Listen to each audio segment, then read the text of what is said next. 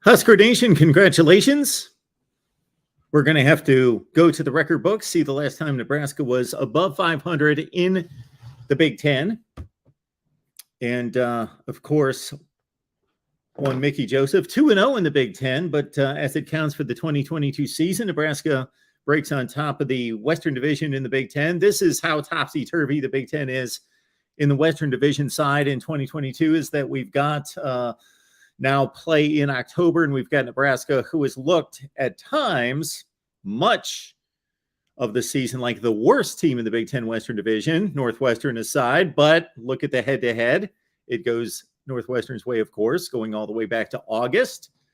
That Nebraska has looked like the worst team in the Big Ten West at times, and lo and behold, they're in first place, albeit until most likely tomorrow, of course, alone in first place. But congratulations, Nebraska, hanging on for a clear your throat, scintillating performance in Piscataway, defeating Rutgers 14-13. Welcome into the Voice of College Football Nebraska postgame live. So what's happened tonight is we've had the convergence of the regular call-in show that we do each and every Friday night here at the Voice of College Football post-game show for the landscape of college football and College Football Nation here on the main channel, converging with our Nebraska postgame live that we provide after every Huskers game. We've done it now for, all of last season, this season included, so 12 games last year. And then, of course, where's Nebraska right now? Is that 6 games into the season here, so 18 consecutive games for Nebraska,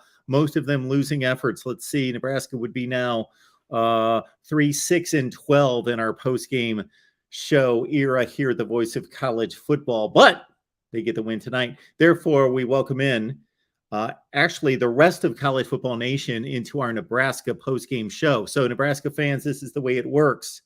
This is your show first and foremost. So we'll talk Nebraska, Rutgers, and of course focus on the Huskers first and foremost, and we will talk all of college football. But our guy Christian Hunt was not able to do postgame tonight for Nebraska. He is our weekly host of postgame here at the Voice of College Football, GBR. And therefore, you are stuck with me tonight hosting the Nebraska postgame live. 14-13 over Rutgers. Again, we will scurry to the record books to find out the last time Nebraska was over 500 in Big Ten play. I'm almost positive I would not put my mortgage on the line. Maybe I would, since I sold my house. Mortgage on the line that it would have been during the Scott Frost era. No, I don't believe so. They always got off to horrible starts and horrible finishes under Scott Frost in the Big Ten. So it would have to be all the way back to one of the Mike Riley teams, probably the second to last team that went 9-4. You know, I love the numbers and love to see the last time such and such happened. So we're going to have to look that up. To the here and now. Rutgers on the opening drive marched down the field for a touchdown. That's been the Nebraska defense this season, making even Rutgers look good. 6 plays for 75 yards for the Scarlet Knights at home against the Huskers. There's a 3-point underdog. Shameen Jones, 33-yard reception was the big play on the drive from Noah Vedral, of course. College football fans, you remember him from Nebraska, where he started his career. Rutgers blocked punt, courtesy Max Melton, brother of Bo Melton. We remember a star a few years ago at Rutgers. Parker Day returned it to the Nebraska 9. But in Rutgers fashion, after the block punt, got to convert that into a touchdown. You've got first and goal at the 9, and Rutgers offense showed up, meaning they didn't show up. The Rutgers offense showed up, meaning offense did not show up. and it was 10-0. Then it was later 13-0. Christian Braswell had a really good interception in which he somewhat baited Casey Thompson on the play down the right sideline. Trey Palmer was the intended receiver, and it was 13-0. Nebraska making a lot of mistakes. One drive in particular, getting the ball on its own end. Trey Palmer was open for a long gainer, if not a touchdown, all the way down the field. Casey Thompson could not get the ball out soon enough, quick enough, or long enough down the right sideline, underthrew him. Palmer actually came back to catch the ball, but you can't throw the guy down. Offensive pass interference, followed by a false start. And that punt sequence led Rutgers to good field position and another field goal at 13-0 at the half. Huskers came out. There was a span of exactly 7 consecutive fruitless drives for the Nebraska offense. And that's been, of course, the one selling portion of this team has been the offensive side this season. But they do go 9 plays, 70 yards. Travis Vogelek with the touchdown reception to make it 13-7.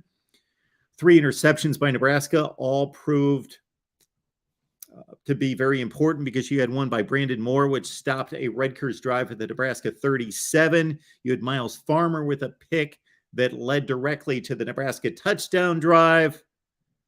That was all of 27 yards. So Miles Farmer gets the pick off Evan Simon, sets up at the 27. Nebraska scores in one play. Trey Palmer, much like the Indiana game last week at Nebraska at Memorial Stadium, where we had a 21-all game in the fourth quarter. Casey Thompson goes up top to Trey Palmer. He beats the secondary. The one-on-one man-on-man coverage was blasted, and he burns the dude for the touchdown to break open the game and give Nebraska the lead last week en route to a win. Same thing this week. Trey Palmer up top, 27 yards, burns his man, and obviously a huge play once again for Trey Palmer. That's why they got him from LSU, 14-13.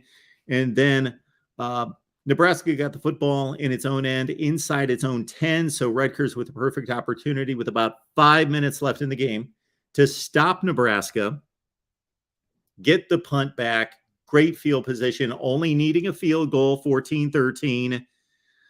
But you had a conversion to Travis Vogelek on 3rd and 7 that they completed. They get it out to midfield. They had a couple of running plays on 3rd down that converted to first downs, despite Nebraska having difficulty running against Rutgers. Improved Scarlet Knight defense.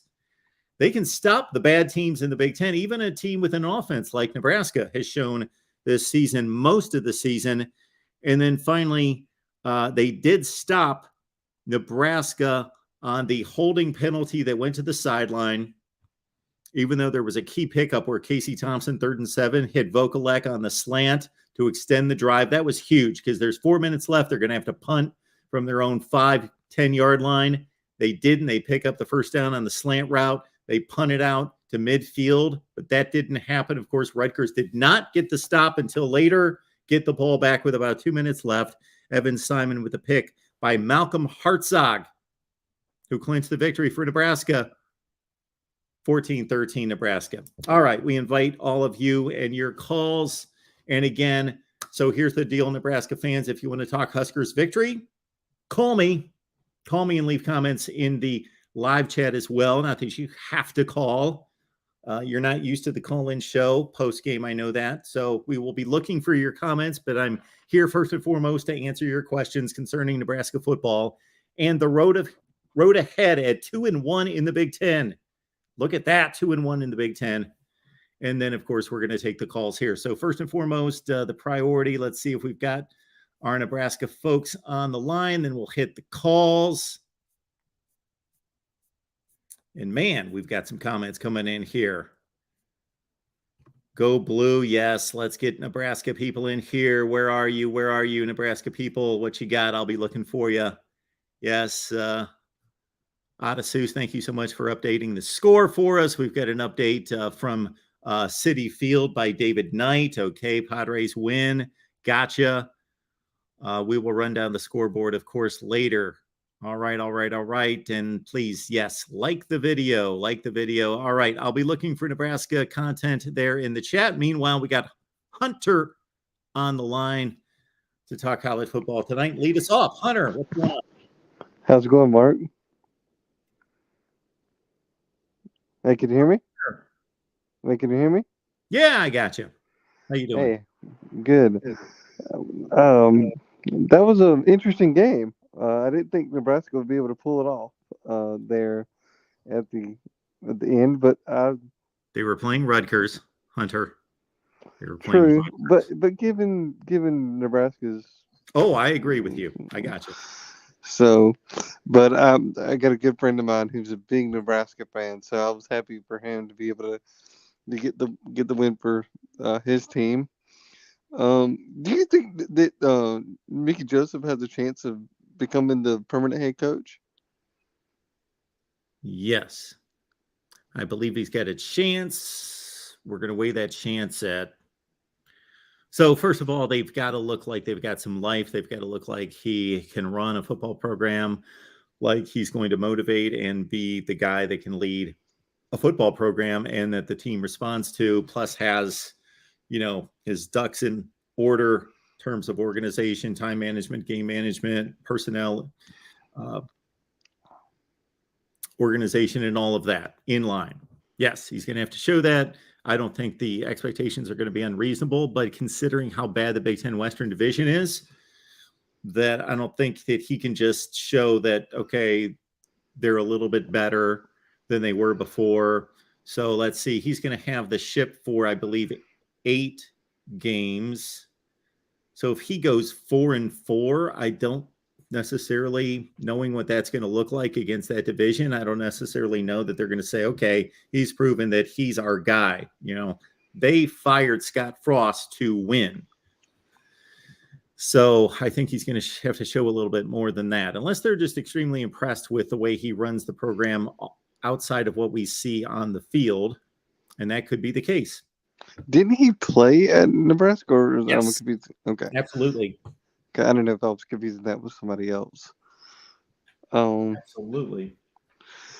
So that might be in his favor a little bit. I don't know. I mean, we already tried the experiment of having a former player be the head coach. So I don't know if that's going to score him any points as far as maybe getting the permanent job.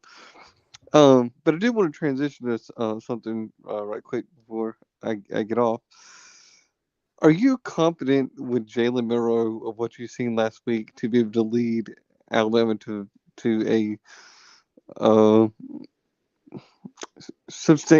a victory? Put it that way.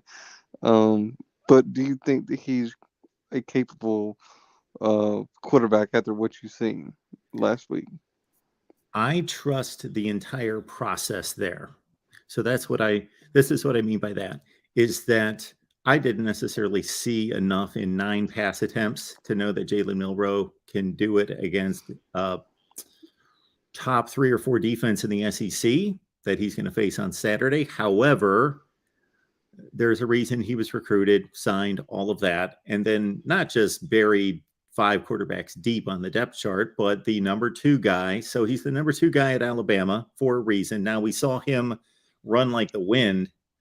We saw him outrun the Arkansas secondary, but getting back to the passing portion of it. So obviously the game plan and the plays called and the plays that feature him, that's going to be decidedly different than what we would see with a Bryce Young offense. So they're going to play to his strengths. But what I trust is, again, the process from Nick Saban on down and everyone supporting him all week and them crafting a game plan that, number 1 is run heavy, Jahmyr Gibbs and company. Number 2 is more than that,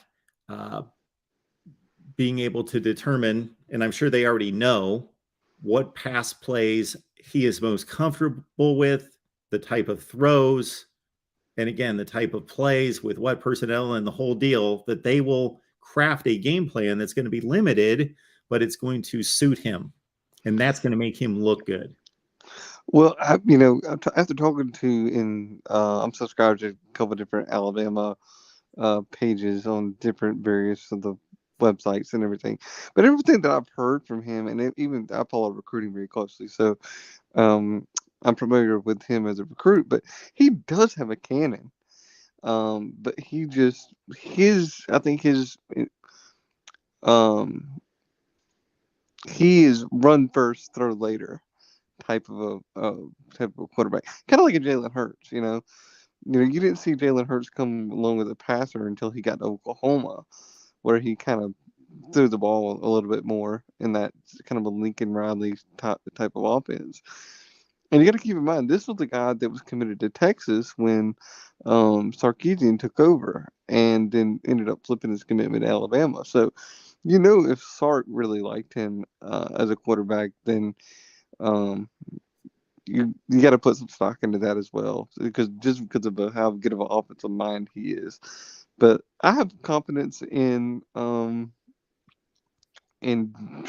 and I think we win the game by at least 2 touchdowns. I just don't see this A&M team being able to score. Um, and they got a good secondary, but we'll kind of see what happens tomorrow night. Absolutely. Uh, Anything else, sir? Real quick, the Tennessee game. What's your kind of a read on that game?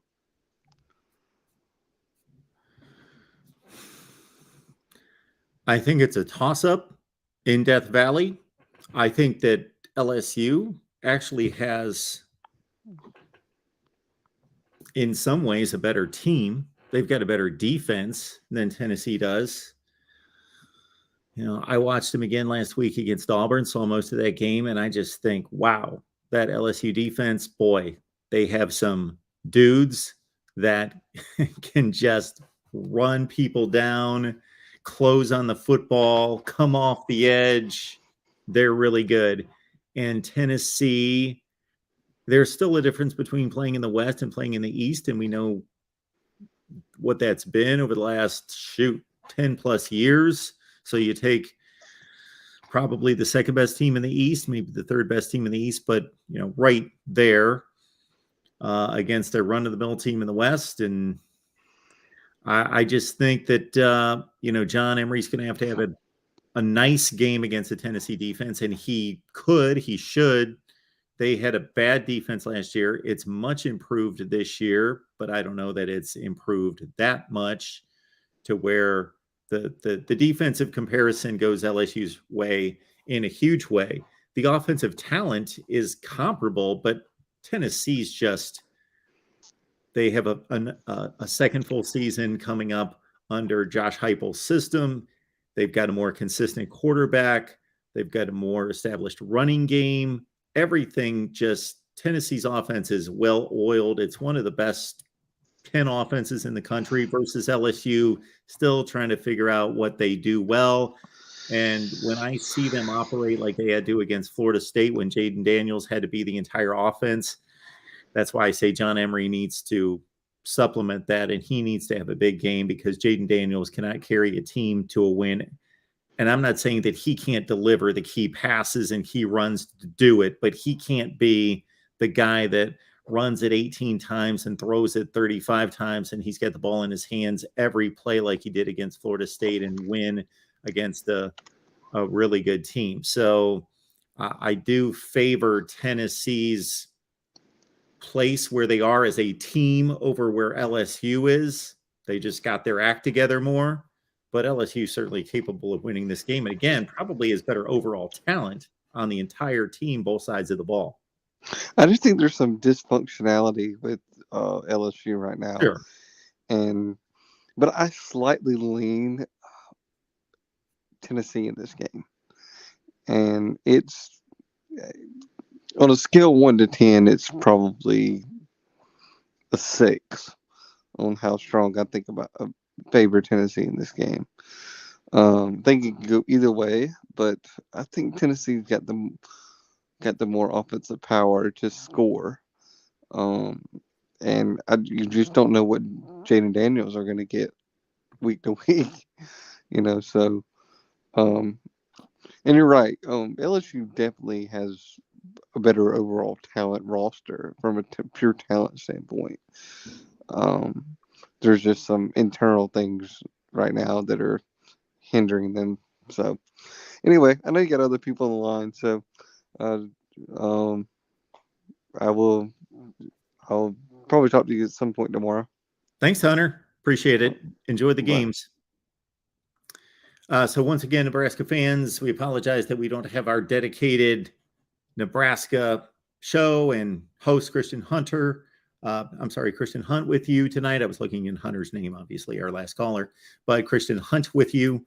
So we're combining what we typically do here at the Voice of College Football with our call-in show on Friday night after the ball games with our Nebraska postgame. So Nebraska fans, I would ask that you would leave any comments or questions that you have that you want addressed in the chat, and that you would also call. We will leave the link once again in the chat, but it's at the beginning of the chat. I'll leave it back in the chat here so you can join the show and we can talk Nebraska football with all of you.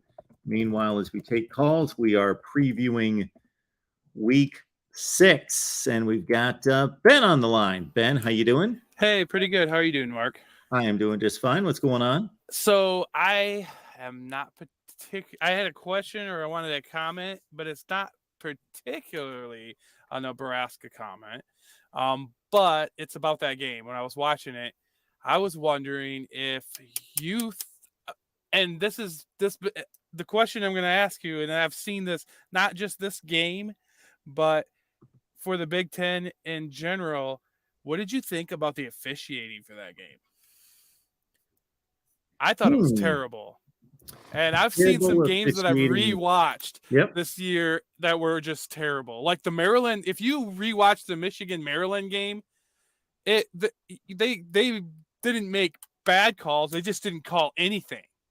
The whole game, there were so many things. And on both sides. I'm a Michigan fan, but on both sides. I mean, like the things by Michigan and things by Maryland's formations were like, there were so many illegal formations or men downfield, illegal men downfield, rewatching that. And this game I thought was terrible.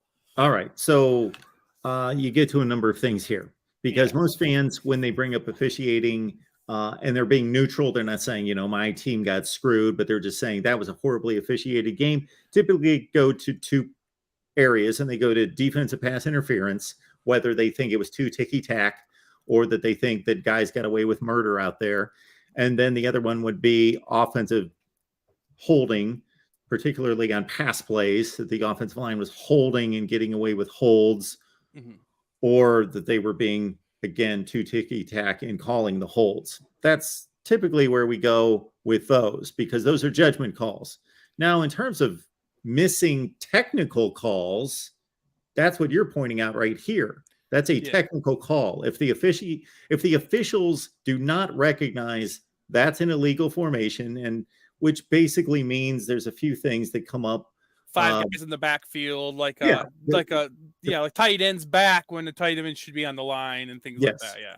There's the first thing you learn when understanding football rules is that the formations, they're going way back a zillion years, determined that players in the backfield are not necessarily what we consider as football fans players in the backfield, meaning like they're tailbacks. Just anybody off the line of scrimmage is in the backfield, and you have to have at least 6 players on the line of scrimmage. That's why we see it a number of times where wide receivers get it wrong, where they're illegally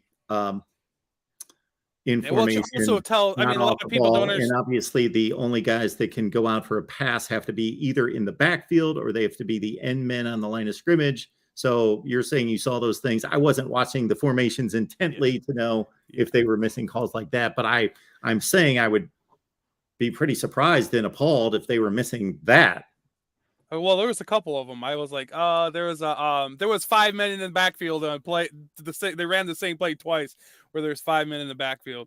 2 of the receivers are off. There's a quarterback, and then the tight end was back. And I was like, oh, those are things that you see that tells the defense who's eligible and who's not too. I mean, people might think it's like, it's just a formational thing. It doesn't take doesn't make, but when you're the defense, that tells you who's eligible. It's Sure. not like when you're playing backyard ball and you're tackling backyard ball and you raise your hand if you're eligible or something, or if you're eligible or something like that. But yeah, I mean, but this game, man, I thought it's now when I looked at this game, I didn't notice formations, but I usually notice that if I rewatch a game because I got a little bit more time.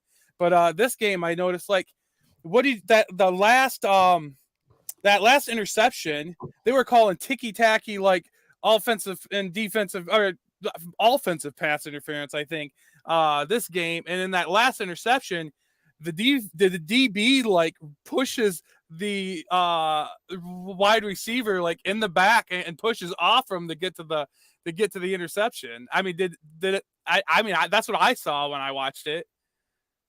And I thought that was kind of like the whole night. I mean, there was a couple people in the comments like I think Ralph Wolf was mentioning that he thought that Rutgers should have been 24-0 in that game if it wasn't for bad calls. So what did you see? Yeah, I got to say I didn't really see any of that. I'm not saying that it wasn't there. I'm saying I watched the game, had the game on, watched the plays, kept track of, okay, who's doing what, but I wasn't watching the game to that extent to have that type of analysis of the game. I didn't even see the interception more than once. I saw it happen. I was setting up here, saw it happen, and I haven't seen the replay of the interception to see. I do think that Trey Palmer, if you're alluding as well to the Trey Palmer offensive pass interference, I thought that was a good call. Threw the guy down. Oh, yeah. Okay. Yeah, You said something about offensive pass interference. I think they called like 4 or 5 of them. I think they called like 4 or 5 offensive pass interferences that game. 4 or 5? Yeah. Really? Yeah. At least 4. Okay. But anyways, that's what I wanted to shout out at you. I just wondered what your thoughts were on it. So that's all. Well, that's all I had for you. Say that the last 2 weeks, Nebraska has played in just. First of all, they're a penalized team. Period. They've been a penalized team under Scott Frost, and Indiana and Nebraska totaled like 1 million penalties last week. Some ridiculous, like more penalties. I think in the first half. I don't know where it landed at the conclusion of the game, but they had more penalties in the first half than any game in like 5 years or something like that. Really? And I see that Nebraska and Rutgers, 18 penalties in this game, 9 apiece. That's an interesting stat. That's not what you want when you're a coach of a team. That's for sure. No, I heard a coach make the comment the other day. I'm trying to think who that was, that he likes his team to be not the least penalized or the most penalized because he thinks that there's a lot of penalties that are out of aggression, that if you play an aggressive style of play, you're going to get some penalties. So he has no issue with his team having some penalties. So he doesn't want his team to be the least penalized team in the nation. But he says we should be in kind of the upper third in least penalties. And that's a good sign for that coach, whoever said that. Yeah. What did you think of? Did you see that thrown out of bounds play? Yes, I don't like that. I thought that was a little call. I thought, man, that was so quick. I mean, they were just going out, and I think he was just finishing his motion. But so I don't think he even threw him down. I think he was just in the middle of trying to get him out of bounds. So from the standpoint of these officials have to understand the context of the game. So there are the officials, and this is probably most of them, that just simply know this is the rule book, and I call the play. If it's the first play of the game, I'm going to call that. If it's 28-27 and the ball's at the 3-yard line and the pass is in the end zone to decide the game, I'm calling that exactly the same. Mm-hmm. And I agree with that from the standpoint of talking about actual football plays, clipping, holding, pass interference, actual, what I consider plays that are infractions within the play. But when you talk about taunting, unsportsmanlike conduct, a late hit, a play out of bounds like that, those are more periphery calls or non-play calls, false starts, that sort of thing. And I know you can differentiate those last two as well. So for me, I would tend to evaluate the game in context. So for example, if I saw a lot of jawing and taunting's illegal. Mhm. It's a call. It's a 15-yard penalty. It's a big deal. Okay, it can really hurt a team. It can end a drive, elongate a drive. It's a 15-yard penalty. If it's the first quarter and I'm an official who's saying, this has got the potential to be a rough game, a physical game, out of control game, we could have some issues here. I'm calling that. I'm calling it by the letter. It's not my rule book. It's the rule book. It's not my decision to determine whether taunting should be in the rule book or not. So I'm going to enforce that. And I also want to set a tone for the rest of the game. Communicate to the players, this is the way we're going to officiate the game. This is the way you need to behave yourself during the game. But as we saw in Purdue-Syracuse a couple of weeks ago, I thought this was horrible that Purdue scores with 45 seconds left in the game. Great game. 45 seconds left in the game. Purdue scores. There is minimal jawing between a Purdue player, Payne Durham, the tight end who scored the lead touchdown, and the Syracuse player. And I couldn't even, watching it on TV, I couldn't even determine who started what. It was just kind of like a push, like not a push, like I'm throwing you 5 yards, like a chest bump and some jawing back and forth. Okay, flag comes out, 15 yards. And then Jeff Brom steps off the sideline, doesn't do anything that's not done several times by any coach in any game. Mm-hmm. They throw another flag on him. So the next thing you know, you're changing a complete ball game because you're taking 30 yards off the kickoff, and you back Purdue up to the 10-yard line to make a kickoff. Syracuse runs it back to like the Purdue 40. You have set them up for the game-winning touchdown, and that's what happened. And I just thought, context, people, context. Yeah. I completely agree. And I was gonna, before you went into that, I was gonna ask you if that's where you're going, because I'm in complete agreement with you. I mean, if it's like a Michigan Ohio State game and there's chippiness and you want to set the tone, but if it's a game that's been playing clean and it's just a contact, like in that game, for instance, we want the players to decide the game. Now, if it's the game-winning touchdown pass and we know that there was a rusher who broke through the line and the center just grabbed him by the collar and it's a hold, call the hold, call the game. I would rather have not have a penalty decide the game, but still, if it's an egregious penalty and it was committed, call it. But when it comes to taunting and all those unsportsmanlike plays, like what we saw again, the sideline, if we're hurting football players by throwing them on the ground, then we better go to flag football. So I just hated to see that. I would agree. That taunting, and to me, taunting is almost like one of the worst officiated calls in college football, because I see things all the time. I'm like, how is this not taunting? And that is, I'm not on the field. I don't hear the guys, but I mean, you can see people making gestures. I've seen people stand over a quarterback and almost just, celebrate over the guy. And then I've seen, guys make a little gesture in the end zone and get the taunting flag, I would have told you probably 25 or 30 years ago, the 25-year-old me would have told you, I hate the taunting penalty. Get rid of it. These guys are tough enough to be able to take it. They're playing football. But I don't like taunting. It's different from celebrating.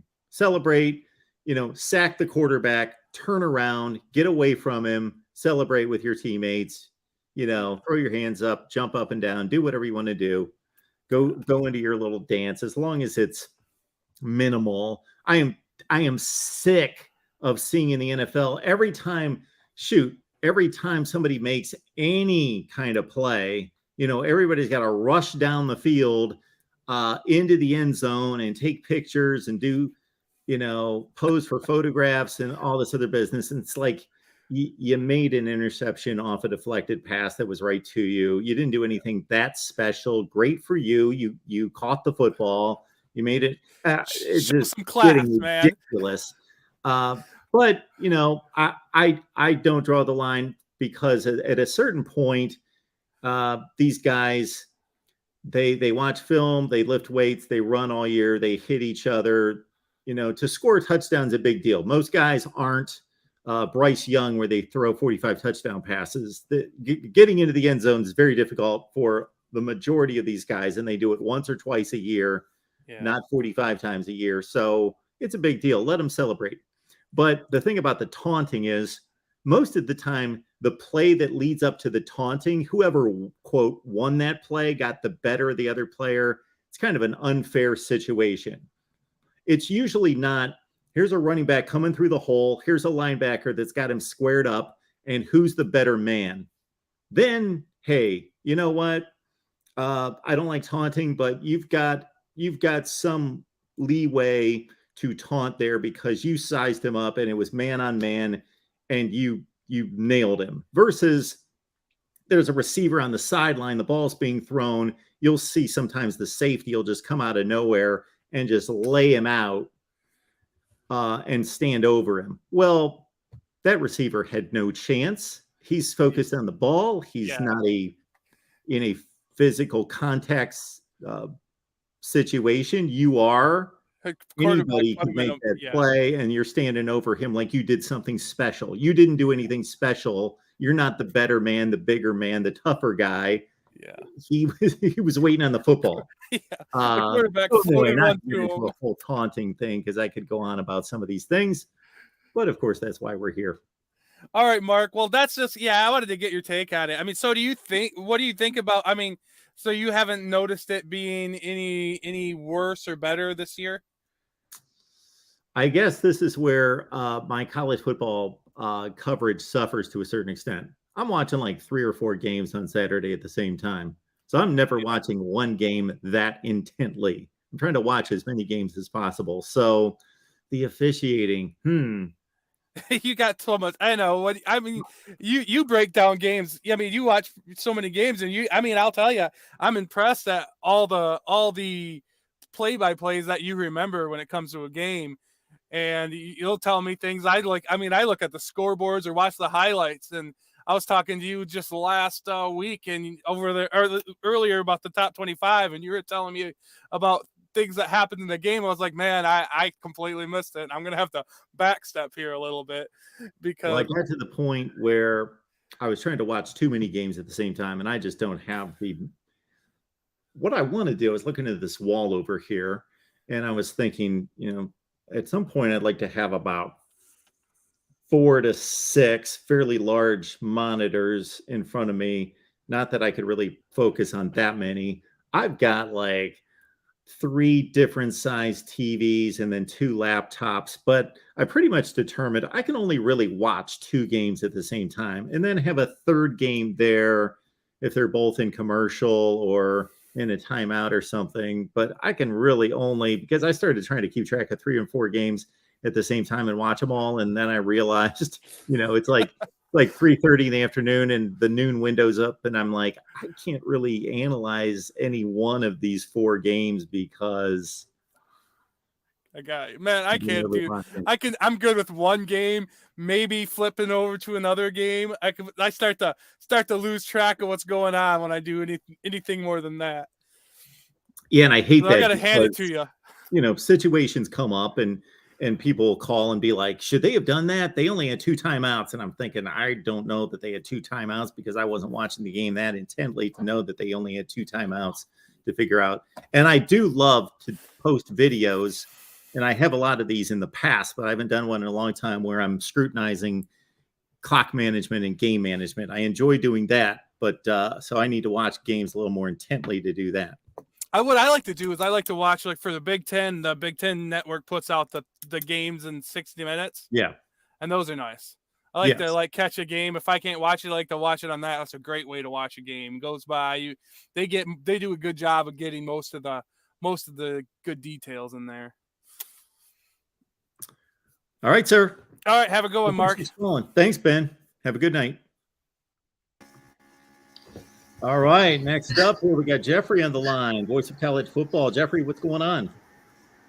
I'm doing good. Sorry about I was walking or I was pacing the floor listening to you. And when you got done, I got on it real quick. But that game, man, against Nebraska, I was like, at the end, when they fumbled it on that snap, I was like, uh-oh. I mean, I don't know if you saw it because you said you were getting on doing your live streams. I heard it. I didn't see it. I heard it. But I was like, man, me and Dad were watching, and it was like, uh-oh, man. If they somehow fumbled that ball and then Rutgers hit a field goal, it'd have been pandemonium for the Nebraska fans, because all I know is watching Nebraska, some of their fans in the stands were like losing their minds already when they had to punt anyway to Rutgers. And then obviously they threw the pick, but it was like, man, I thought it was going to happen again. But what I was going to ask is do you think, obviously we don't know because he's not there anymore, but do you think if Scott Frost was the head coach still at Nebraska, do they beat Indiana and Rutgers? I mean, it's impossible to know, but what do you think on that? Well, I was going to say as a joke, in reaction to your fumble comment, that Scott Frost with his arms folded on the sideline, having absolutely nothing to do with that snap and what happened. It would just be his luck and the Nebraska luck under him that they would have lost the fumble had he been standing on the sideline, even though he did absolutely nothing wrong.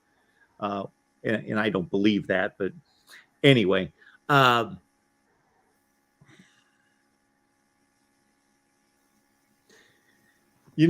one hand, I would say that Nebraska must be a more disciplined football team and taking care of business in the fourth quarter. So they have won 2 fourth quarters here. So Scott Frost, notorious for losing 1-score games, had the worst record by far in the country in 1-score games.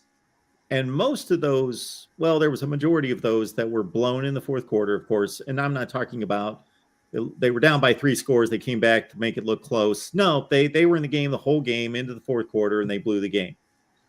They got outplayed or whatever happened. And we know that they were one of the most penalized teams in the country. Just mistakes. They had like 5 false starts last year against Oklahoma and this year against Oklahoma, ironically. That they seem to be a more disciplined team. However, the penalty numbers would tell you otherwise, that they were just as penalized the last 2 weeks as they were, even more under Mickey Joseph. But I can't really answer that question. I would just be, nobody can answer that question. As you just said, we would be spitting at the wall on that one. Yeah, he'd probably lose by 1 score, but we don't know. But I was also going to ask, so far this season, do you think that Indiana is the worst Big Ten East team, or is it Rutgers? That's a great question.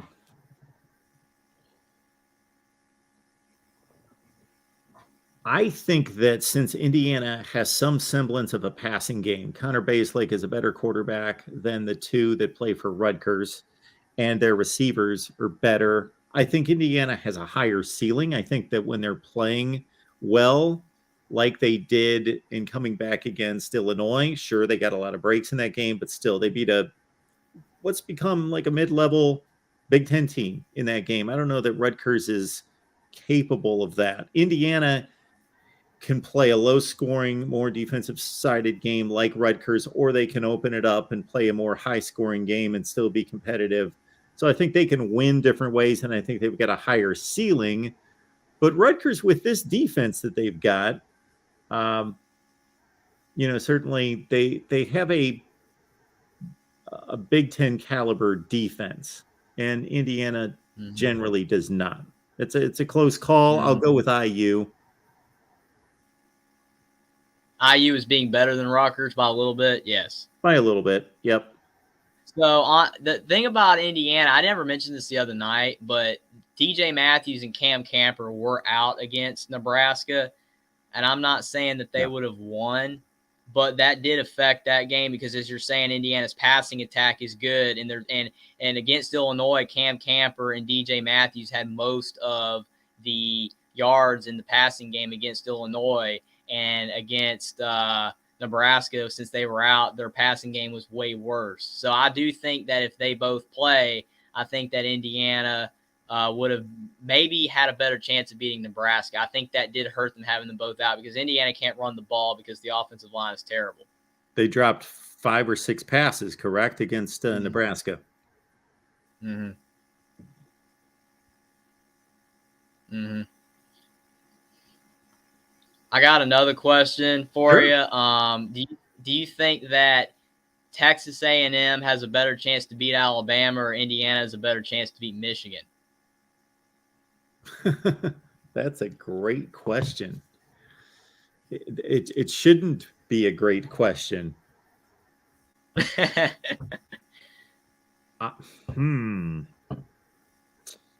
Max Johnson's not playing, correct? Has that been confirmed? I'm not 100% sure. I actually can't answer that. I'm sorry about that. I have no idea. You don't need to be able to answer those. I just know that I saw some reports yesterday about Max Johnson, and I don't know if it was necessarily confirmed that he is not playing. Haynes King would provide a different dimension, but possibly more mistakes. And obviously he's not the passing downfield threat that Max Johnson is. The way they're playing right now, I think Indiana has a better shot to beat Michigan.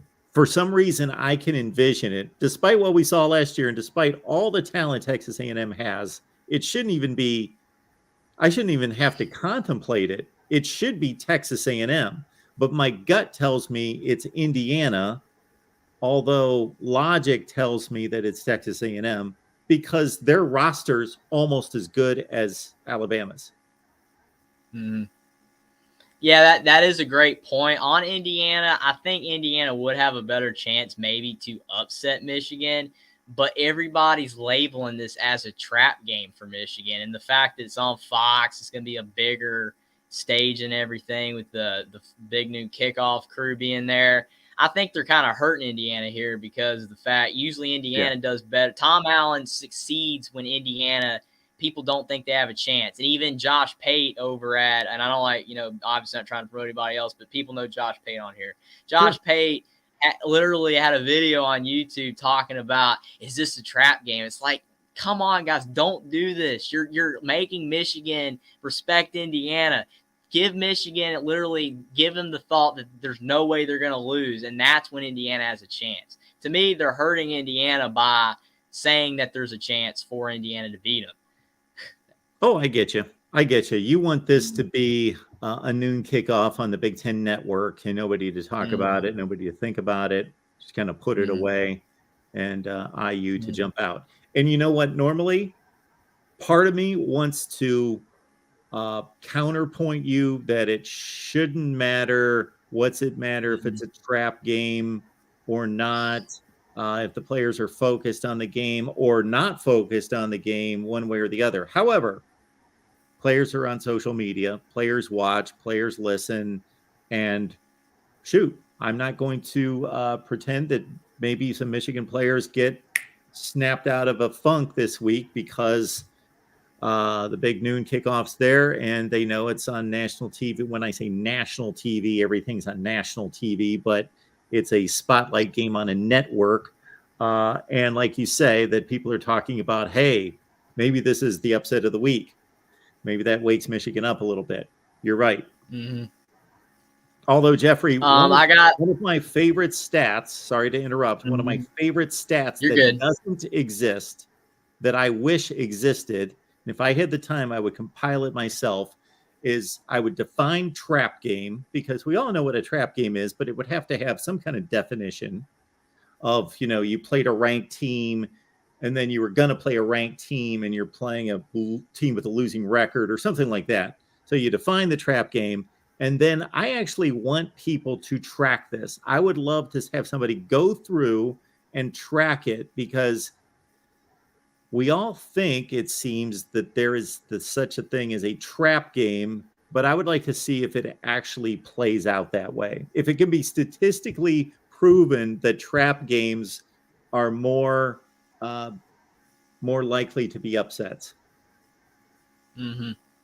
That's a great point, and yeah, I definitely agree 100%. I wish I could do that, but unfortunately, there's some statistics I can't measure, and that is a great point, though. I was gonna ask, kind of trending off the games for a sec. I was gonna ask. I did not watch your video, unfortunately. I had making my own videos, and I've watched some of your videos. But I did not get to see the one with the coaches being fired. I don't know who you had number one, but in your opinion, who you think's the most likeliest head coach to be fired next in college football? Well, this is not any type of aberration off of what most people think, but I had Brian Harsin at 1. Mm-hmm. I don't know who I had at 2. I'd have to go back through it. I don't remember. But yeah, Brian Harsin at 1. Well, I agree with you there. I don't mean to interrupt you real quick, but I agree with you there because I made a video a long time ago, about probably a month ago, on hot seat coaches as well. And I had Carl Durrell number 1, Jeff Collins number 2, and Brian Harsin number 3. So my first 2 are gone. So Brian Harsin would be next in that order for that. So going back to you there. Sorry, I didn't mean to interrupt there. No, absolutely. So I am curious, and I'll have to do a little research myself on my own videos because I posted one in the off season as well, and would like to see how close I came on those because I posted one in the off season and had a list of 5 to 10, whatever it was.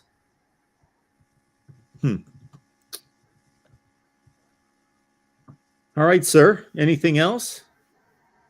I got another question. It's kind of also, it's related to football, but I'm not getting into betting or whatever because my mom hates and all that. But I just thought it'd be interesting to ask you, since you kind of deal with spreads, guys, and everything. Do you think it's easier to bet the spread or the over under? Which one would you say is? I would say the spread, just off observation. But yes, I'm not an over under guy. Although I would have to say I've never tried to select the over unders. I've never tried to select the over unders. So I told somebody the other day that is big on the over unders. Maybe I'm going to go through after I get off here tonight, go through all the games and select all my over unders. I just want to see how I do because I've never tried. But yeah, I'm more into the spread, which actually, this is a conversation for another time. I would argue that it's more valid in just selecting the winner of the game than it is against the spread. I think that's a more valid prediction and it makes more sense, but that's a explanation for another time. Yeah, I agree with you there because a lot of time I'll get comments on my videos when I pick a team to win, and they'll say, hey, I don't think that either team's going to score as much. They're going to score less in the comment section. I'm like, man, I'm just picking who's going to win. The score doesn't really matter to me that much. I'm just randomly popping up a score. I'm like, hey, I'm picking this team. So I agree with you there. But, yeah, I agree with the over-under being harder than the spread because I'll never forget, we were talking to David, the headset guy. And he was talking about at week 1 of the Ohio State game in Notre Dame, and me and you both said the over when he was asking about it. And in that game, the over under was like 60, and the score was 21-10. So, because you're going off Ohio State scoring tons and tons of points, and they didn't because it was a week 1 game when your offense is not really clicking, and both teams didn't score much. So again, people would have got burned on that one. I'm with you, Jeffrey. I posted something about a year ago. I wish YouTube was better. They go into this form. There it is. So this is actually in May of 21. And I predicted that I've got Scott Frost. I've got Dan Mullen fired. I've got, who else on here? Anyway, I'd be curious to see who I had in May of 21 getting fired. But I see Mullen on the list and oh, here we go. I got Clay Helton getting fired. Chip Kelly on the hot seat. Obviously, he's turned it around or may have. So there you go. Justin Fuente. The only other thing I got. He's gone. Yeah, okay, yeah. He's gone, yeah. That's a great list because you got all those right. The only other thing I was going to ask you before, I know because there's tons of people in the chat or in the live stream thing coming on or whatever. But what game are you looking forward to the most this weekend? I'm looking forward to. So the TCU Kansas game, I think, is good for college football. It's interesting. It intrigues me because I'm rooting for somebody to keep it going. So it's nice that one of them is going to be undefeated, and TCU is not necessarily that much of an underdog story. They just have been down for about 5 years, but they've been good in recent years. Prior to that, it's more about Kansas. I would love to see Kansas keep it going. So that intrigues me. If I could only watch one game. Maybe I'm missing a game here or there. I really want to see Tennessee and LSU play. I agree with that 100%. I think one of the most underrated games is Purdue, Maryland. That's a really sneaky game. I like that game. I picked Maryland to win because of the home field, because of the fact that those two teams are very similar. But I can't wait for college football this weekend. Last thing, you did get my email earlier, didn't you? I have not caught up with my emails today, so I'll be looking. My email. I was saying thank you for you know what I'm saying. Thank you. Absolutely. Thank you, sir. I mean, your show's fantastic. I love coming on here, man, and I wasn't expecting that, but again, thanks. And like I said, you guys have helped me out a lot on my channel, obviously, with all the subs I've gotten off of you guys. Thank you so much. And more people sub to Mark Rogers, man. This channel needs more subs. We need to get him more subs. Get to 100,000. 100K would be phenomenal. And while we're at it here, Jeffrey, your sports talk only, correct? Only talk sports. Only yes, sir. talk sports. Only talk sports. There you are. Let's see if I'm subscribed. I'm not. So, boom. You're at 94 now. There we go. Thank you. Sorry for not doing that sooner. We got that done. Thank you so much. I subscribed to you a long time ago. Right when I got my YouTube account, I did it, man. And I was like, man, more people, like I said, need to sub to you because, again, this channel is awesome. But I'll definitely try to call in tomorrow on the recaps of all the games if I can do it before I got to go to bed for church. But it was good to call. I was going to call in yesterday, but I got on too late because I was watching the NFL game. But because you were going off, I think I was right in the chat, and you're like, you're done for the night. I'm like, I'll just go on tomorrow and talk about Nebraska. Yeah, we had some interesting calls last night for sure. Had to go off on a few people last night, but that's always fun. Jeffrey, what you need to do on these Saturday night shows is you let me know when you need to hit the sack, and when I see in here, we'll do the Disney pass or whatever they call that at the amusement parks. We'll cut you in line. Oh, thank you.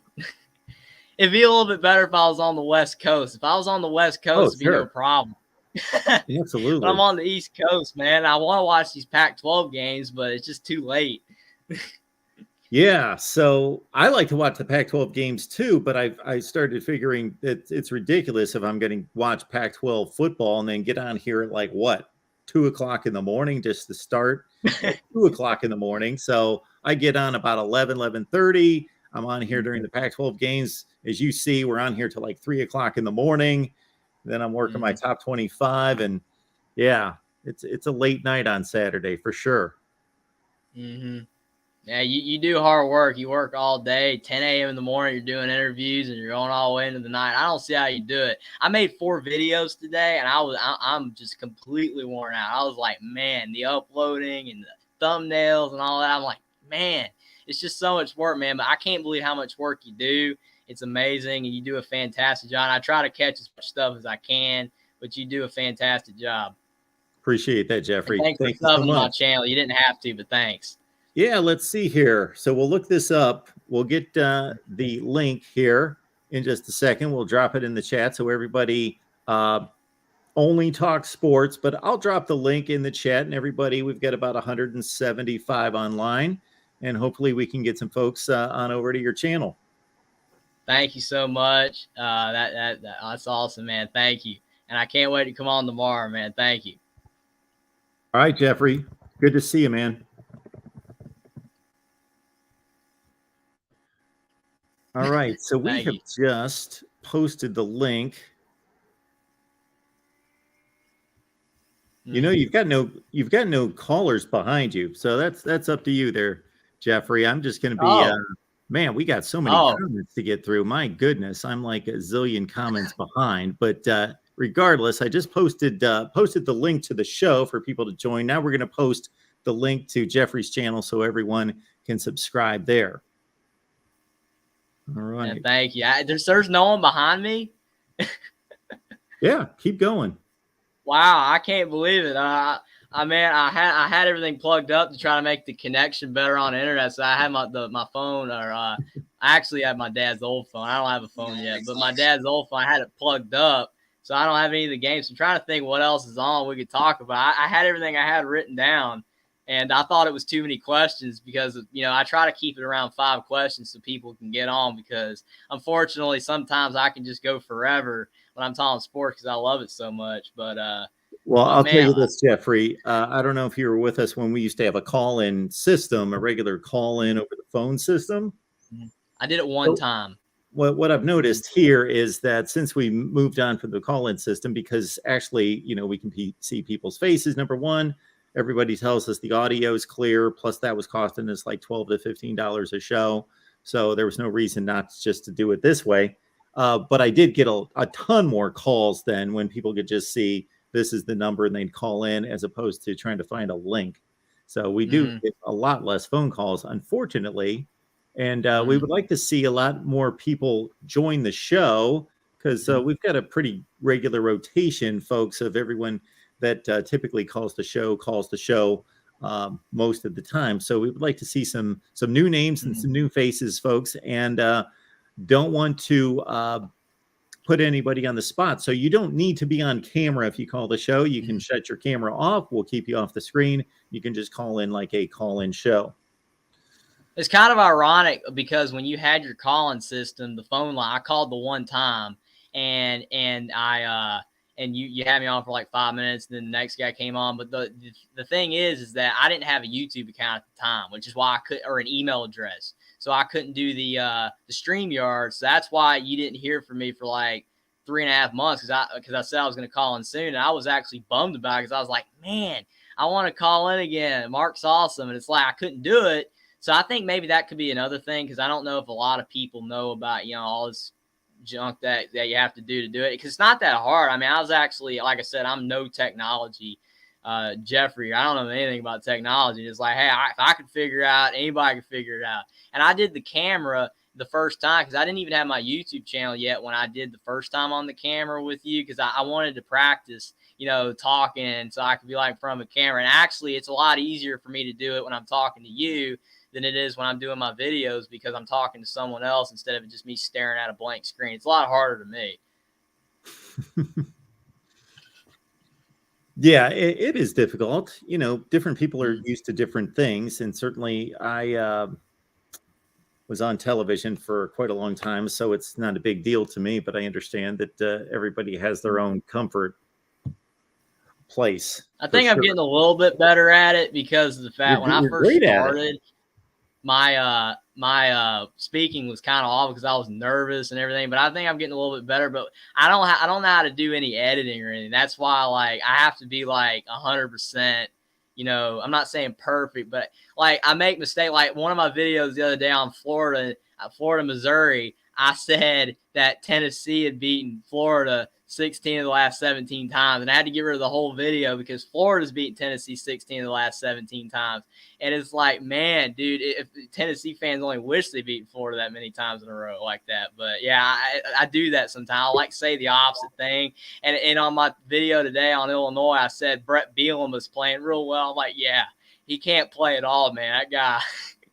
But that's what I do. I make mistakes like that. I got to redo the whole video. Well, nowadays with the way people cut up YouTube videos, and I don't do this because I'm kind of old school. So for me, it's I start record, it's a one take, I start all the way through, and that's it. And if I make a mistake, I start over and I do it like that. But you see a lot of these videos where they say like one thing and then cut, one thing, cut. So that's all you have to do. It's just people are used to these, we call them jump cuts in the business, and they're completely outlawed in traditional TV. But now this is a whole new world. People don't mind jump cuts. Basically, you could cut all that up. You wouldn't have to redo the entire video. You just, restate that and toss it right in there.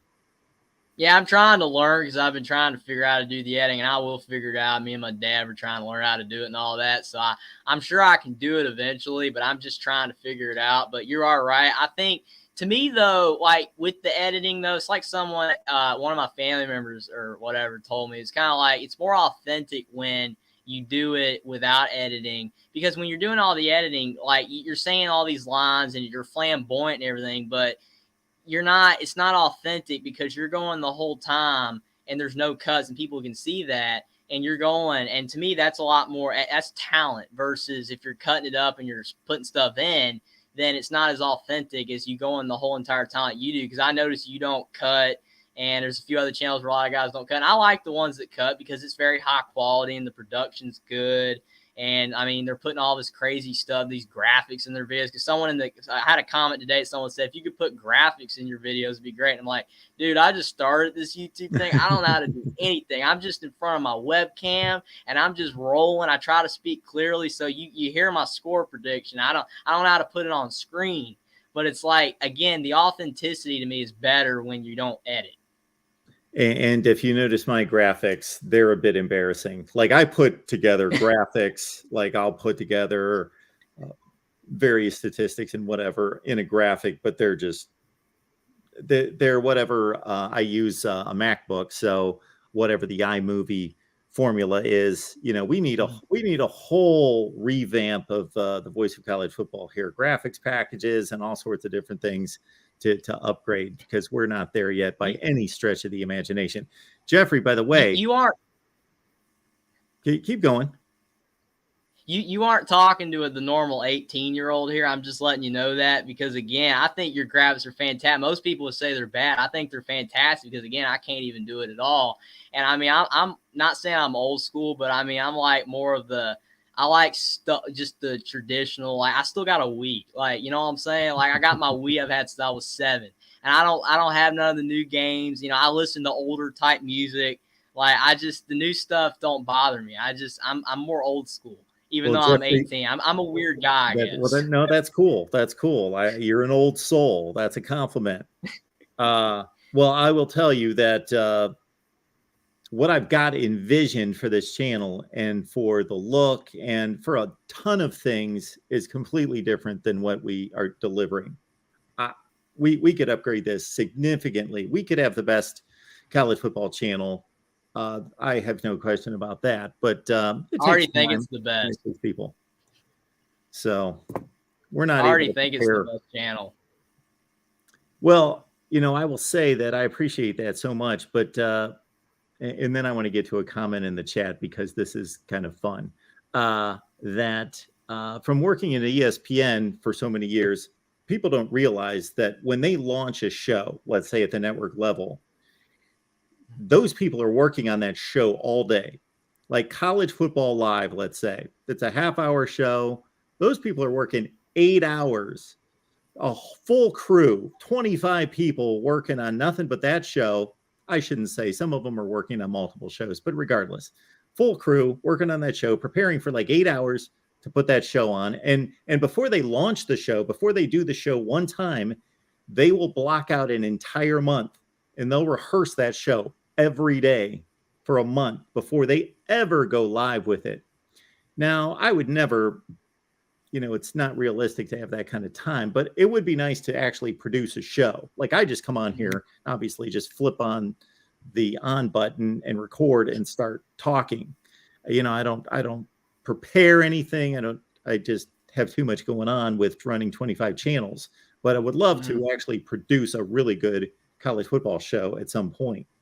Would be fun. Well, a lot of people don't understand because a lot of people will say, I've heard so many people in my family, friends, whatever, and just a lot of people that they'll say that YouTubers don't work hard. They're just in their parents' basement. They don't work hard. That's bull. I mean, like I said, I made 4 videos today, and I worked probably 5-6 hours doing it all. I'm doing the videos, writing the stats down, doing all this kind of stuff, and I'm not even putting graphics and editing. It takes forever. So people out there saying YouTubers don't work hard, unless they have like some of the Rhett and Link, good mythical morning people that have millions of stuff, they got like 30 employees. They had to start somewhere too. You work hard. It's a lie. You work hard. Absolutely. And like last night, I hated to get off here. It was like 1 o'clock in the morning. I'd been on for close to 3 hours, and people were complaining, which is a nice thing. It's very nice that people complain that I'm leaving and I'm getting off the air, but at the same time, they don't realize, we were starting at 9 o'clock in the morning, working all day and all night, and so forth and so on. So these are the kind of people, and I'm sure at some point, Jeffrey, with you gaining more and more popularity and posting more and more videos, you're going to start to get haters, of course. So that's kind of the fun part. So we got this guy, Mr. Michael. So I don't know if you're familiar. We've got a Miami channel, and we've got a couple Miami shows on there on Wednesday and Thursday. So that's H1H. That's our Thursday guy. Cam Underwood's our Wednesday Miami guy. They do a phenomenal job. We've been doing a Miami show for a long time. So, Michael says here that he wishes that they would ditch this fraud, whatever that means. So these are the type people, Jeffrey, that I would love. I'm just pleading and begging for these people to call, actually not be a clown, not be a coward, and call and tell me what you're talking about. People do that all the time. Message boards are funny because you'll read some of the craziest stuff on message boards. And it's like if they were in front of the guy that they were writing to, they wouldn't even say what they're writing. It's because they know they're never going to meet the guy or the people that they're writing to. It's like, you're right, they're cowards. I love in your top 25 when you're like, come on, everybody, come on and come on the show. It's like, just do it. It's like, if you don't agree, explain your reasoning why you don't agree, and maybe you'll explain to them why you have your opinion and they have theirs, but they don't, because it's mostly because their opinion's wrong and they know it, and they don't want people to admit to them that they are wrong, or they don't want to admit that they're wrong. Usually that's the case. I've experienced so far in my 18 years of life. That's usually the case. I hear you, and you have nailed that in your 18 years of life. Blitzberg enjoys your channel right there. You're knowledgeable. Nice. There we go. Thanks. All right, Jeffrey. Thanks a lot, Blitzberg. We did gain a couple guys on the line here that are waiting to come on since we've been talking. So I appreciate you being here. Enjoy the games tomorrow. Thanks again. Thanks for subbing to my channel. Everybody sub to Martin. Thanks. And I can't wait to call in tomorrow if I'm still awake. Thank you. See you, Jeffrey. It was a good chat. Thank you. It's our guy, Jeffrey. Let's move it on to Mike. Mike Fort's on the line, Michigan fan. What's going on, Mike? Hey, Mark. How's it going? I am doing just fine. Appreciate your patience. How's it going tonight? I'm just, like I said, just running through a series of emotions because I just got back from my workout. I did that after I could not understand that game to save my life. It was a tale of two halves. Yes. I mean, Vedral came out of that first half just looking like a champ. I mean, he was hitting his receivers. Nebraska's defense is, suspect to say the best, but I mean, I was, told that, Rutgers has no offense to speak of, but I mean, even though it was 13-0, they were just looking like they were moving the ball. And all of a sudden halftime hit and the script got completely flipped. I think he threw 3 interceptions in the second half. Yes. And some of those were just straight ugly passes. Yeah. It's kind of weird that he was, hitting his receivers practically in stride for most of the first half. In the second half, he was just throwing there were no black jerseys in a lot of places he was passing. Yeah, Rutgers is just in a place where Greg Schiano knows how they have to play a game to have a chance, and they definitely did it for the most part tonight, outside of those 3 picks. And then, of course, they would rather protect a lead than have to come back and win, and they were put in that situation after throwing an interception, which led to only a 27-yard drive needed, 1 play, for them to lose the lead, and then they had to score, get the ball back, and score. And of course, that's not the situation Rutgers wants to be in. No, and they couldn't even drive it long enough to get a field goal. And it just seems like there was bad play calling on both sides. But I don't know if Shiano does he call the plays for Rutgers, or they have an OC for that? But whoever their play caller is, they need to be fired, because it almost looked like, I was saying in chat, it looked like Matt Weiss and Harbaugh calling plays for us.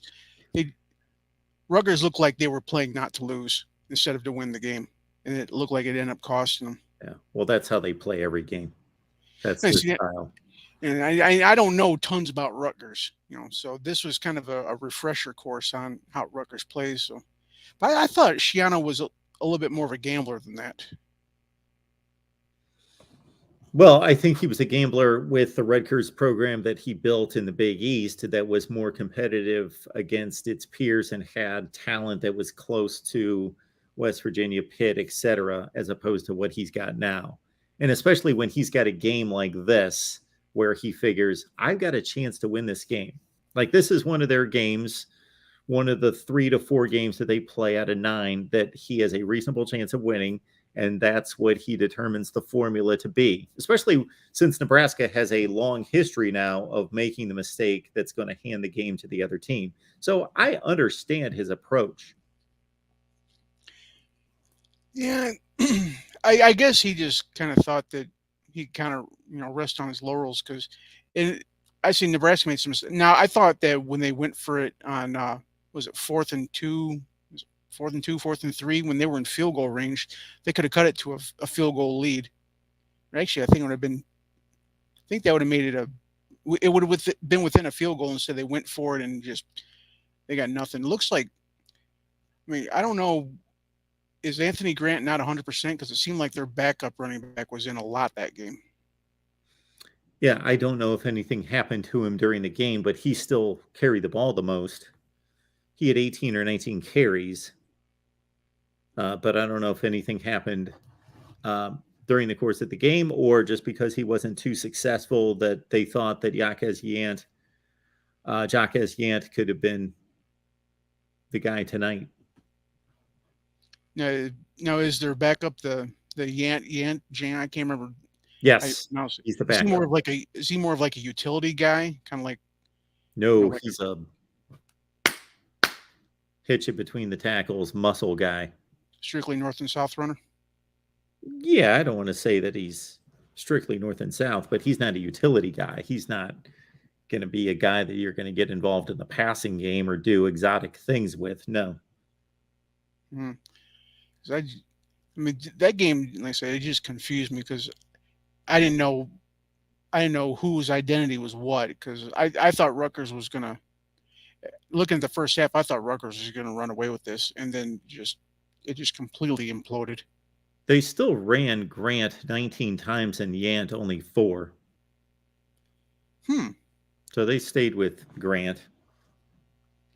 Because it seems like every time I was looking up, that Yant guy was on the field. And maybe it was just because it seemed like he was kind of doing. It seemed like he was trying to do too much. I don't know what Grant was doing. I guess he just wasn't that effective against the Rutgers front 7. I mean, how many yards? How ineffective. How many yards did Grant have? He only had 47 yards on 19 carries. Yeah, I guess that kind of explains why you can't.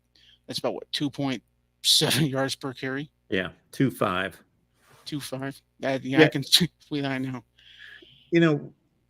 Nebraska is getting torched in the secondary by every team on the planet, and Rutgers went 12 of 30 passing tonight with 3 interceptions.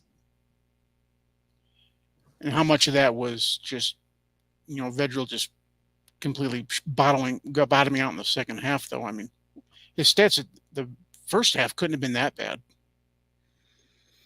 No, because he led a touchdown drive right out of the gate. So, that just shows you that Rutgers is so anemic throwing the ball that even against a horrible pass defense, they're completing 35% of their passes.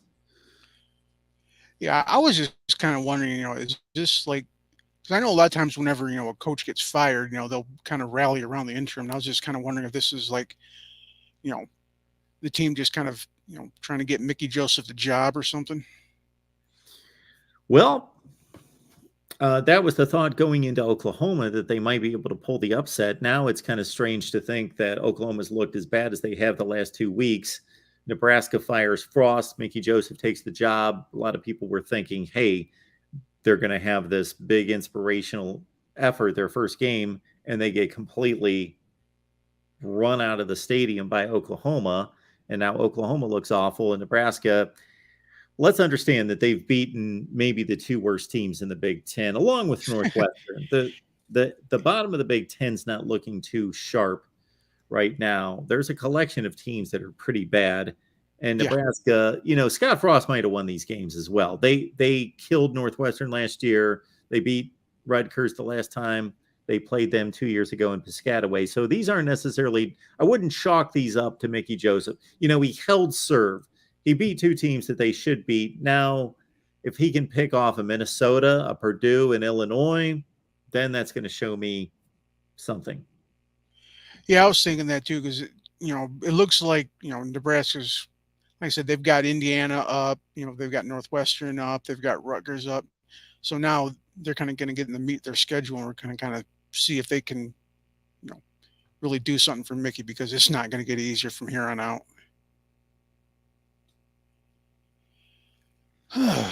Well, No, it's not. They've got a tough stretch drive. Yep. Yeah, like I said, it was an interesting night. I was over there watching it live, with some of the Nebraska fans, and I don't think they really expected too much out of this game either. But that fan base doesn't seem to give up.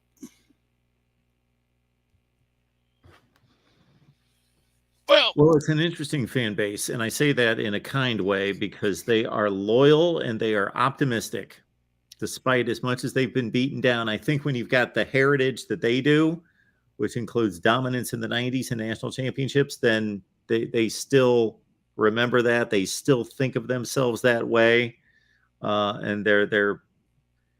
I don't know that there's a team in the country. We would have to see it tried out at places like Ohio State and Michigan and Alabama and others, that if you trotted out horrible teams for 5 years, whether they would still pack the stadium. I think we lost our sellout streak whenever Rich Rod and Brady Hoke came in there. Yeah. So I know there was some dismal times for a lot of Michigan. We had a lot of bandwagon guys jump off. And they don't seem to do that with Nebraska. They're pretty loyal for that. They certainly are. They certainly are. Well, I just thought. Yeah. Anything else? No, I just thought I'd vent and go ahead and give you your next caller time. Appreciate you calling. Thanks a lot. Call anytime. Enjoy the game tomorrow. Oh, I intend to. Michigan, Indiana, big noon kickoff. And that's the ball game at noon on Fox. Somebody had complained yesterday about Fox's decision to highlight Michigan and Indiana since there are such better games on the docket, but these decisions are made because of money. And the split between the Big Ten and the SEC of the top 10 games of every week in college football, the top 10 games of the year, the top 20 games of the year is pretty dominant. It is extremely dominant between those two conferences. So there has to be a Texas-Oklahoma kind of game for Fox to opt in that decision. And obviously they don't have the game this year. I don't believe that was a Fox game last year. Yes, it must have been a Fox game last year, because this year we've got Oklahoma, Texas. Where are they playing? Who's got that game? This noon window, this is always difficult for me. For some reason, the pendulum of important games and interesting games has swung to the noon window. Not just with a Fox decision a couple years ago to spotlight its noon game, but across the board. Okay, Texas, Oklahoma. Yeah, ABC. It must have been a Fox game last year. It rotates back and forth. So at noon, Tennessee, LSU, ESPN. TCU, Kansas, FS1. So, bingo. There you got it right there. Fox FS1. How many people in America can get Fox, the main network? Well, basically, if you've got a television set, even if you operate in the 1950s, if you've got rabbit ears on the top of your roof, then you get Fox. If you don't get Fox, then you don't get pretty much anything. So the Fox network is telling us we would rather broadcast a 21-point spread game between Michigan, who is a national championship possible contender, and Indiana, who's also ran in the Big Ten. We would rather show you that game than we're going to bury FS1 on your cable system where not many people can find it. And that is the TCU Kansas game where we've got a combination of 9-0 teams playing. Now, for me, it doesn't matter. I don't care where the games are. I can get them all. So it doesn't make any difference. And for many of you, it's the same thing. You've got a cable system, cable package with a zillion sports channels. You can watch whatever you want. So it doesn't matter if it's on FS1, if it's on Fox. I could care less. I can watch TCU and Kansas, and I will watch TCU and Kansas above Michigan and Indiana. But Fox is telling the nation this game's more important because Michigan brings eyeballs, the Big Ten brings eyeballs, so we are putting it on the main network. That's what Fox is telling the nation. But it's not as important of a game. It's not as interesting of a game until we see it play. Actually, it could turn out to be a more interesting game, but on face value, it's not as interesting as TCU and Kansas. This SEC network game is a good game to me. Arkansas and Mississippi State. I like that matchup. Texas, Oklahoma. And again, on the Big Ten network, Purdue and Maryland. Wow. Okay, we got Aiden on the line. Aiden, what's going on tonight? What's up, buddy? How you been? I'm doing well. What's going on with you? Just got back from the Nebraska Rutgers game, and I'm drinking and doing else. Oh, that's right. You told us you were going to the game, so tell us about the ball game. What was the raucous environment looking like there at Piscataway? I'm glad that you made it out of that crazy madhouse that alive. is a scam. That is a scam. That is a lie.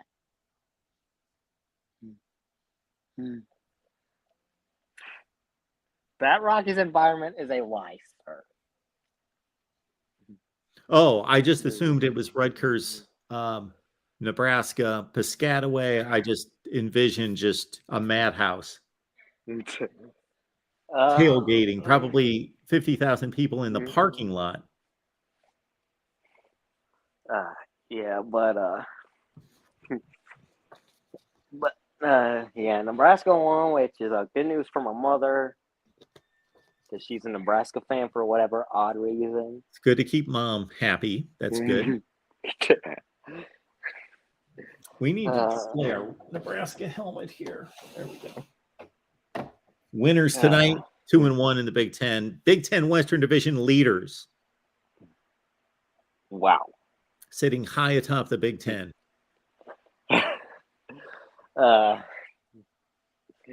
Man, but Northwestern might be one of the worst teams in Power 5 football, if not the worst. I'm with you. How they beat Nebraska is beyond me.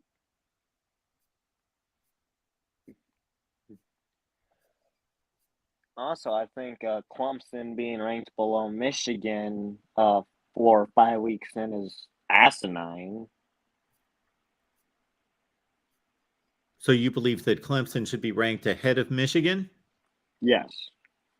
Well, I definitely agree with you. There's no comparison between the two schedules at this point.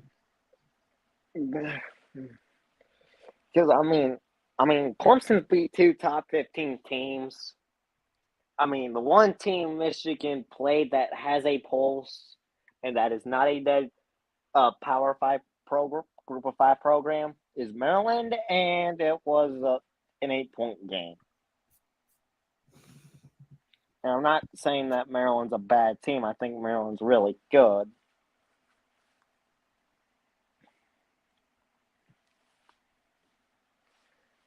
Okay. What's my response supposed to be? Well, I'm what are not you saying asking? I'm not saying you're supposed to have a response. So. Okay. We can agree that Maryland and Purdue should be a really good game. Oh, really, really high flying game too. Probably, but let's understand that Purdue's coming off a game in which they won 20-10 and they ran it more than they threw it. So I agree with you.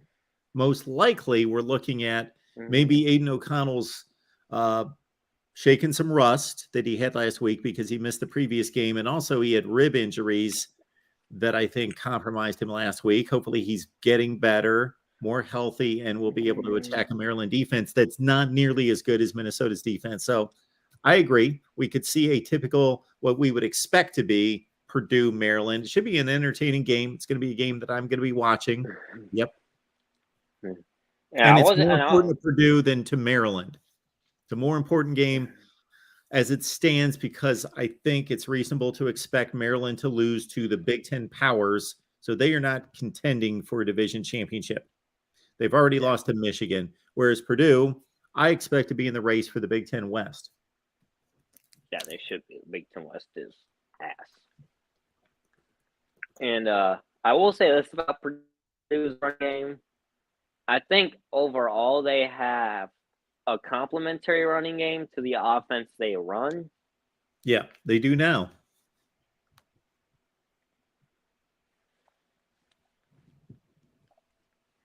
Oh man, but I also wish some of those haters on your top 25 videos would just call in for a change. Yes, I want them to call in. I'm not going to be mean. I'm not a mean guy. I'm a nice guy. I would hear what they have to say. Wouldn't that be nice? What would that be like? I said, wouldn't that be nice? Yes, it would be nice. I have baited them as much as I possibly can. I've invited them nicely. I've tried the nice approach to invite them nicely. I've tried the poke them in the side approach, try to challenge their manhood, called them clowns and cowards to get them on here to just explain their points because I just get a bit annoyed. And I think rightfully so. When people leave comments that this is moronic and you're an idiot and whatever, but they don't explain themselves to explain why. And I would just love for them to join the show. It would be fun. I'll give them their say. Because I mean, I don't think it is that hard to click a StreamYard link. Let it just walk you right through it, wait however long you have to wait, and then explain your positioning. And I tell you that if we had the capability of leaving them a link in the comments section that would stay the right link, but obviously each show has a different link, so I can't. Maybe I'll do that next time. That's actually that's a good idea. Next week, I'm going to generate the show early, a few days early, grab the link. I'm going to leave it in yes, that's what I'm going to do. I'm going to leave the link in the comments section days prior. And so there'll be less of an excuse. Because I mean, this is so easy. I think Jeff Collins and Brian Harsin can do it. And Brian Harsin is a dead man walking. Yeah, it would be a miracle for him to turn that thing around against that schedule. He had his chance last weekend against LSU. That would have been a big win for him. And they left it on the field, and he called a stupid Alabama option play. Also, because TJ Finley couldn't do anything. Let's be honest. I don't believe TJ Finley was the quarterback for that game. He's hurt. Their quarterback is Robbie Ashford. I thought you were referring to last year when you said big win, and that's why I said TJ Finley. No, I I was know talking Robbie about Ashford. no. I'm talking about Brian Harsin right now. So they played LSU last weekend. They were winning 17-0. They were down 4 points late in the game. They had a drive inside the 10. They could have scored to win the game. They blew it. No, I'm talking about Brian Harsin possibly had a great golden opportunity to pull off a big win last week. Oh, and then that halfback Yeah. pass that got intercepted by Harold Perkins. Yes, absolutely. You're on it. Yeah, that was my bad. I thought you were talking about the Alabama game from last year. No, that's quite all right. And Harold Perkins, by the way, is one of the guys that I'm talking about when somebody earlier had me size up Tennessee and LSU. He's a heck of a player, and LSU is loaded with tremendous speed and athleticism on defense. I think Harold Perkins might be the X factor for that Tennessee LSU game, because just with the way Tennessee operates and how they run, I think you need guys like Harold Perkins to defend that offense.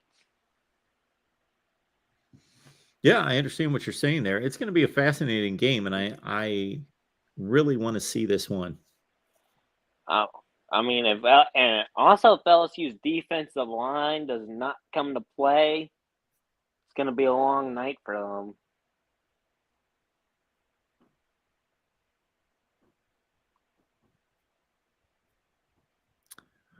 All right, man. You got anything else for us?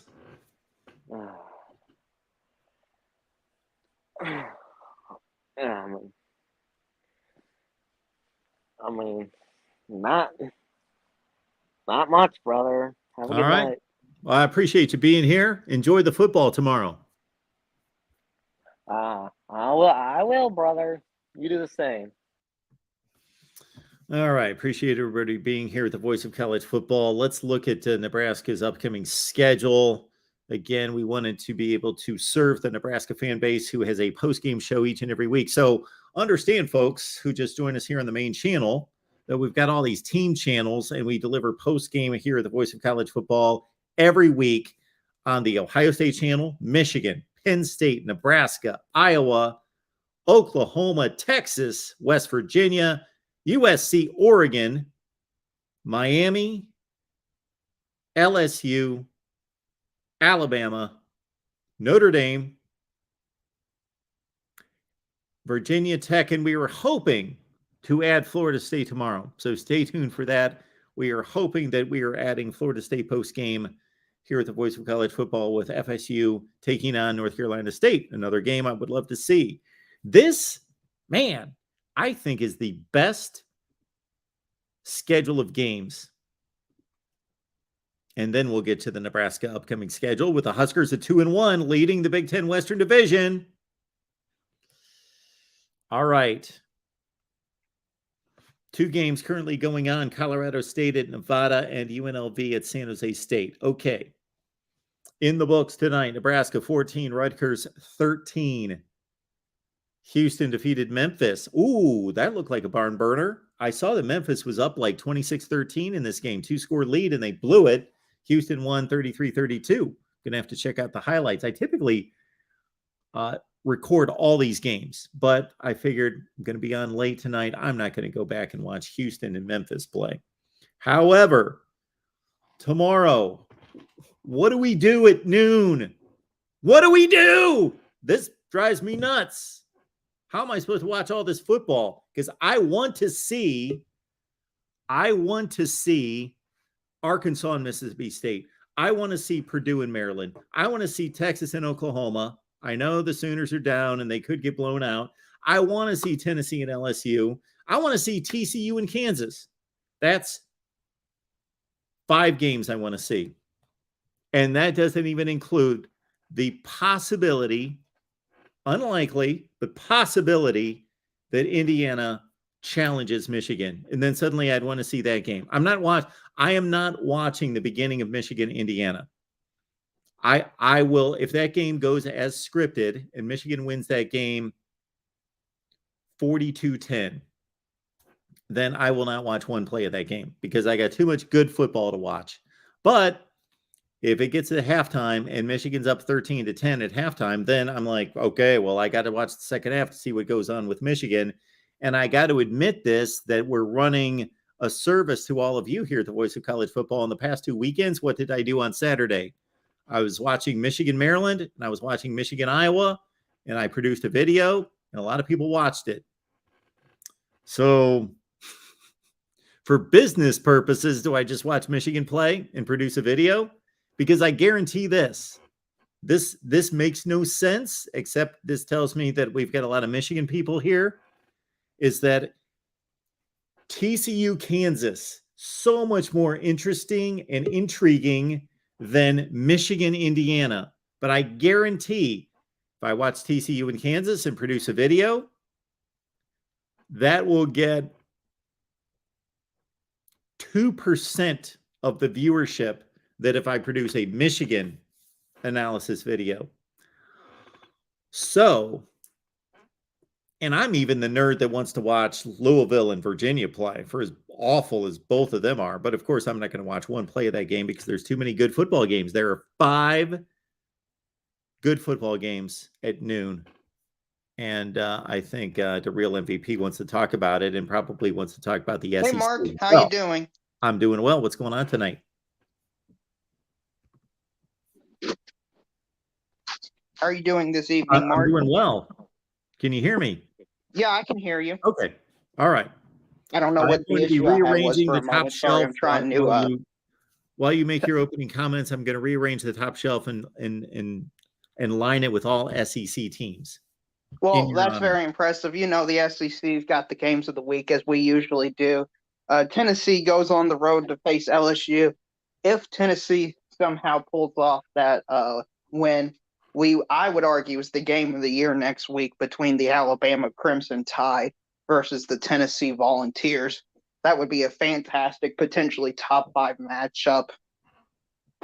Texas A&M this week plays Alabama. You got the Fisher versus Saban aspect. I think everybody on planet Earth is rooting for Texas A&M to lose by at least 50 points. Really? Oh yeah, I've seen nobody want Texas A&M to win. I don't know anybody that likes Jimbo Fisher. So it doesn't surprise me what you're telling me because people tend to, I think there's something inherent in most of us that doesn't like the spoiled rich kid that has everything. So it's okay if that individual that has every advantage in the world then actually works hard and makes something of themselves.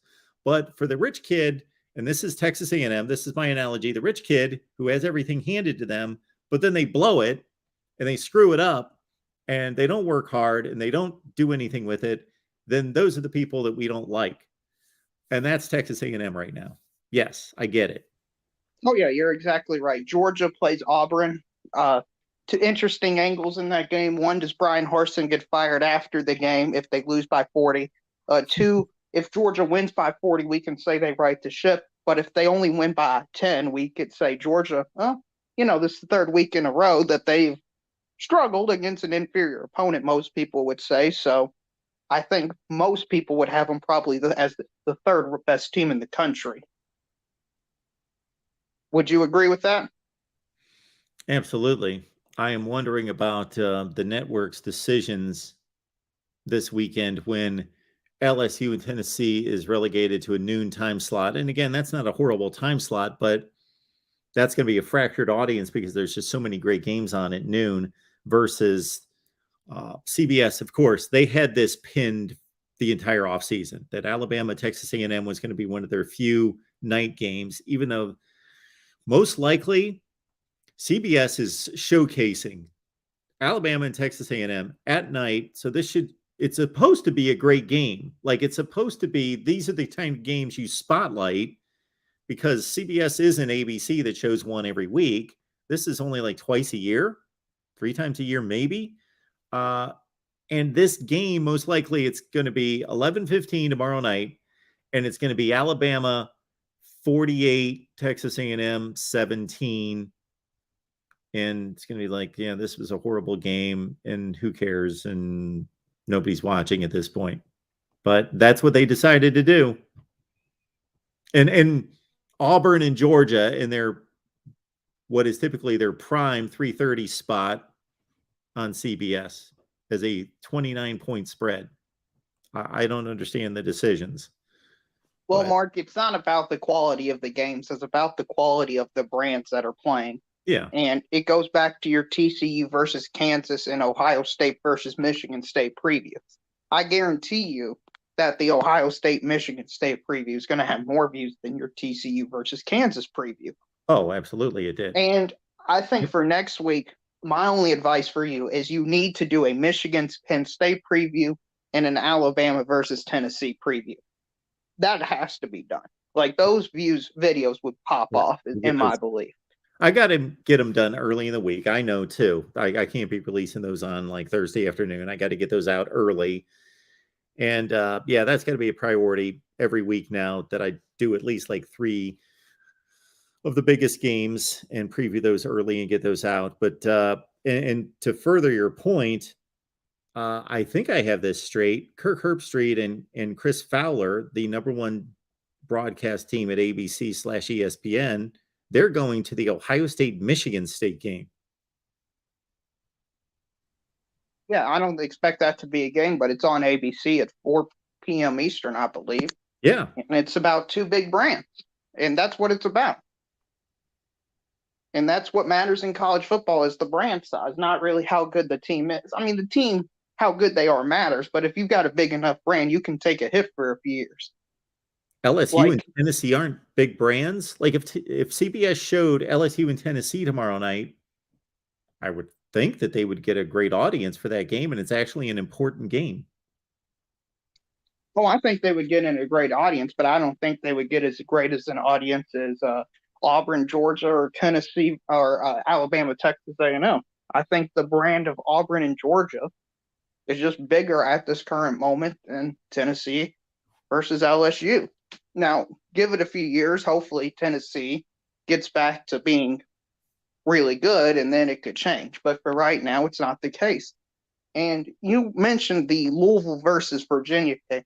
Here is something to keep an eye on. There's been reports, I'm not sure if you saw, that if Louisville loses to Virginia, Scott Satterfield will get fired after the game. Now, I don't know how true the reports are, but there are reports out there of that being the case. Okay, we'll keep an eye on that. That's might be my post-game video then, right there. Yeah. And speaking of coaches getting fired, Mark, you know, we've had this trend 5 weeks. It feels like in a row, maybe or 5 coaches at least being fired. Who's next? Who gets fired tomorrow? Well, you're swinging me towards Satterfield, and they're playing a bad enough team that if they do lose that game, you know, they just lost to. So Boston College has looked like the worst team in the ACC. And then Louisville lost to them last weekend. And now they're playing the team that looks like the second worst team in the ACC. And if they lose to them on the road, then I think he takes, under that scenario, he takes over first place, even or tied with Harsin, because Harsin's in a no-win situation. Other than they play well, they're not winning that game. They're not going to win. So if they lose 31-17 and they play relatively well, maybe he hangs on to his job. But, you know, that could be a 42-10 game, and maybe he's gone, and maybe both coaches get fired. But I'm going to go Satterfield 1, Harsin 2, even though in my video earlier this week I put Harsin at number 1. Right, and I was looking at Louisville, thinking about their performance this year. Is it if they lose to Virginia, would they be 0-4 in the ACC? Yes, they've lost to Florida State, Syracuse, and BC. That's especially with how bad the ACC is. I feel like that's unacceptable for any program, especially with the caliber of teams they've been playing. And you said Virginia and Boston Colleges are the 2 worst teams in the ACC, if not Louisville in this discussion. Virginia Tech and Miami yeah, got to be in that discussion as well. Well, Let's hold back on Miami just for another week here. Let's watch them play North Carolina. Miami's not played a game in the conference, so they're the only team they might be the only team in major college football that has yet to play a conference game. Anyway, they play a conference game against North Carolina. So despite how horrible they've looked, they are 0-0 in the ACC, and they've got new life and a new perspective, and they can still play for the division. I mean, that's true, but in reality, I think everybody that's watched college football this year knows they have absolutely almost no chance. In that division, I'm not so sure. If you're getting out-athleted by Middle Tennessee, I mean, Pittsburgh's got better athletes. Okay. Georgia Tech probably even has better athletes than Middle Tennessee. Well, let's understand that Miami or whomever wins the Coastal Division this year could look much like the Big Ten Western Division winner. They could be 8-4, 7-5.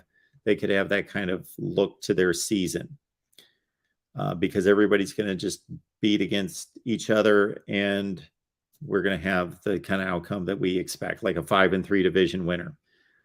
Understand that this has happened many times in that division because the teams have been bad. The winner's not been very good.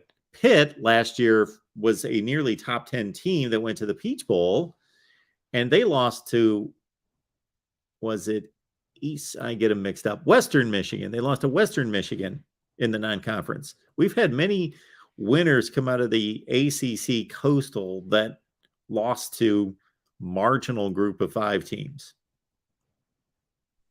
Yeah, that's sad and pathetic, but that's the reality of the situation. It is both of those things, yes. Yeah, but I mean, leads to something else entirely, but a 7-5 team should have absolutely no shot to make the college football playoff, regardless of any circumstance.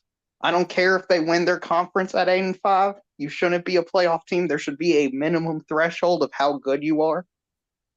But that's a different topic for a different day. Well, that's okay to have that topic right now. The only thing I will say is I understand your perspective.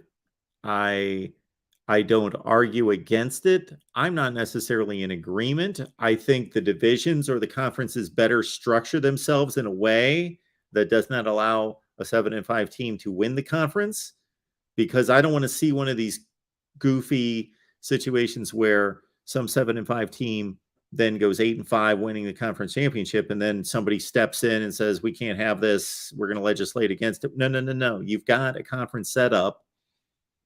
You've got to fix the structure of the conference to determine that the best teams in the conference get into the conference championship game, and just format the conference in such a way that you prohibit this. But otherwise, the way things are structured right now, I have no issue with Pitt going 7-5, winning the ACC championship game, and in the 12-team playoff proposal that they get in. I have no issue with it.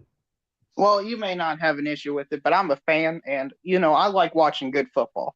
And if an 8-5 team gets in, they're going to be probably the 11th seed, because the group of 5 champion is the group of 5 champion. They'll always probably be the 12th seed. So that game, the 12-5 matchup, is basically ruined every single year because the 5 seed's going to dominate more times than not. I would be completely surprised if the 12 seed had any shot on planet Earth. And then if an 8-5 champion got in, well, there goes the 6-11 game as well. So now you're only down to 2 quality round matchups at the most. So I understand what you're saying about the 5-12 game, but for example, last year he would have had Utah as the lowest seed of the conference champions, a decent, good Utah team, but not devastating in any way, taking on the 12 seed, which in the college football playoff rankings, let's see if I can find them here, would have been Pitt. Well, that doesn't make sense because they were a conference champion as well. So So I'd have to rework this whole scenario, because it wouldn't, the playoff format would change the college football playoff rankings. So you would have somebody like, an Ole Miss playing a Utah as a 5-12 game last year. Are you're saying last year? Last year. No, wouldn't it be the top 4 are the conference champions? They Yeah. automatically get the bye. Yeah. And then yep. Go ahead. After that, it's the next best team. So that would have been Georgia. Is it the next best team or is it the next conference champion? No, it's the next best team.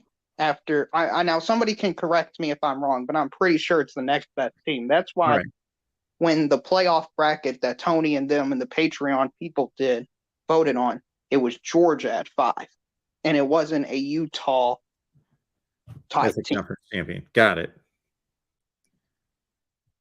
So more years than not, it's going to be either a Georgia, a Michigan, or an Ohio State, most likely as that 5 role playing the 12 team. And I don't see any of those teams with 2 weeks, 3 weeks, 1 week to prepare, losing to Cincinnati, UCF, or whoever as the 12th seed. Okay. Under your scenario, I would tend to agree with you. I would like to see, and I did all this work. I wish I had it with me. But anyway, I went through all that at some point, and I thought those 5-12 matchups were pretty competitive during some of the last 10 years. There was another point we wanted to hit on. So our guy Jason serves this up. He says an 8-5 conference champion is unlikely to make a playoff. They have to be one of the 6 highest ranked conference champions. So, well, think of it this way. If we still have the 5 conferences, main conferences, and one of them is an 8-5 conference champion, let's say Pitt. So you've got the 4 other Power 5s that are definitely going to be ranked higher than them. Then you've got our 2 group of 5s going to be ranked higher. Let's say one will be, let's say a Cincinnati in the American Conference, but will a Mountain West champ that's Utah State last year, are they going to be ranked ahead of a major conference champion, even though they are 8-5? Well, it's also really unlikely when you consider that the 8-5 team is guaranteed to beat a playoff team in their conference championship game. There isn't going to be a win that a Utah State or the Conference USA champion has that's even close to that one win. Absolutely. The last time we had a major conference, a Power 5 champion with that type of record, unless somebody corrects me if I'm wrong, was 2005 Florida State. They had 5 losses. And, well, I get it. It hasn't happened in forever, but the thing is, I don't care if it's unlikely to happen. I don't want it ever to happen. I don't think it should be a possibility. Format the conferences in such a way that it doesn't happen. I'm not bothered by it. I know you're not, because your goal, I think, is to determine a proper champion at the end of the season. And you want that by having equal representation among the Power 5 conference, or representation among the Power 5 conferences. Absolutely. It doesn't even have to be equal. Is that correct? No, it does not have to be equal. There just has to be representation. Right now, a team can win a conference and they get left out of the playoffs, and I don't like that.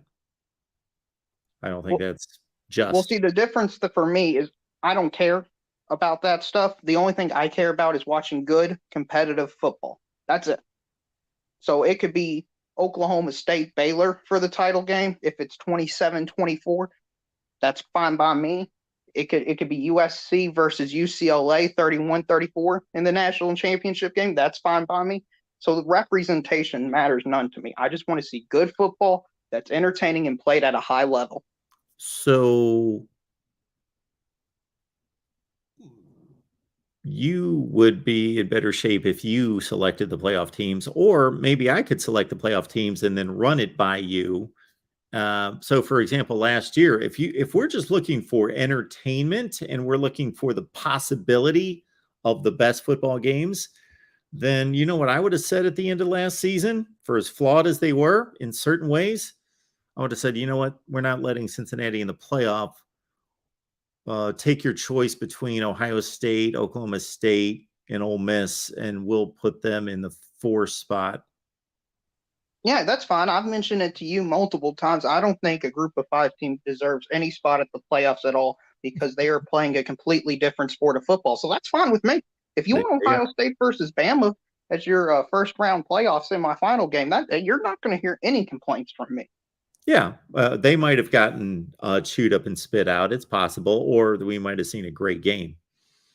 We would have been more likely to see a great game because we knew what we were going to see with Cincinnati. Yeah. Exactly. And my fear is with that 12-5 matchup is you're going to see that exact type of game with Alabama-Cincinnati every single year because the Power 5 team is going to have more depth. They're going to be more talented, and they don't want to get hurt. So they're just going to hand off, run the ball 13 times, score a touchdown, and just keep running it. The quarterback will throw 14 to 17 passes, I'm guessing, and they'll get out with a 31-7 win. And everybody will look at the box score and be like, it was close. And then everybody who watched the game will be like, no, it was a complete blowout. So does this bother you, or you're just saying that one game will not be competitive, but you're still good with the 6-11, the 7-10, the 8-9 are going to be most likely good games? Well, it bothers me from the aspect that that's one game that's automatically taken off the table. There's the other games that depend on the matchups and selection. Because I don't think the 6-11 game will be that competitive. I think the 8-9 game has a really good chance of being competitive. The only fear I have is with the buys. It'll get to a place 6-7 years where the 8-9 team has never won against the 1 seed. So it's just an inevitability of, okay, who loses to Bama? Who loses to Georgia? Who loses to Michigan this year type thing. And I think that could take off some of the shine of the playoffs from that game. Yeah, I understand that. Yeah. Yeah, I think it's going to have to be proven otherwise, but it's going to have that feel going into it. And most likely that's what we're going to see until proven otherwise. Right. And I think if you looked at the bracket Tony and Tim and all the Patreon people put up at the Pac-12 show and they voted on, I don't see how the Final Four isn't Alabama, Georgia, Ohio State, Clemson, or Michigan. And what do we think the 4 teams are? Alabama, Georgia, Ohio State, Clemson, or Michigan. So all I think we're doing is just going a longer path to get to the same place. So what's your playoff scenario? What's your format that you want implemented? Well, I wasn't the first to come up with this, but I've heard it from others. I think the +1 model is the best model out there. That way. So it is an interesting model for the preservation of the integrity of the bowls, but also determining a national champion in a valid way. I kind of like it myself. So last year, and I wish I would keep all this paperwork, but I would have stacks of paperwork in front of me. But I've worked it out in terms of what the bowl system would have looked like last year. And then suddenly you bring value back to all these major bowl games on New Year's Day because you have to win that game to have a shot at being in the +1 game. So we would have had a Michigan-Utah Rose Bowl. We would have had an Alabama Pick Your Team Sugar Bowl. I think I had them against, I went by rankings. So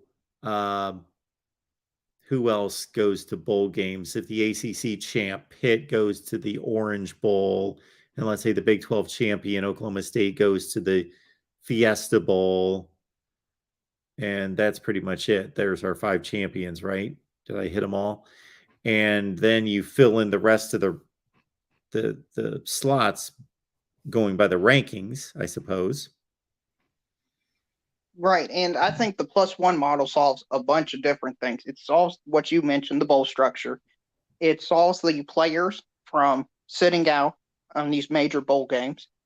because they'll have a perceived chance to make the national championship game. If you're the third or fourth or even fifth best team, all you need is a little bit of chaos in front of you, and then boom, you're in the playoffs or in the national championship game. Or if Ohio State beat Utah 45-0, for example, and it's just such an impressive showing that they're clearly deserve a shot in, then maybe they get the chance.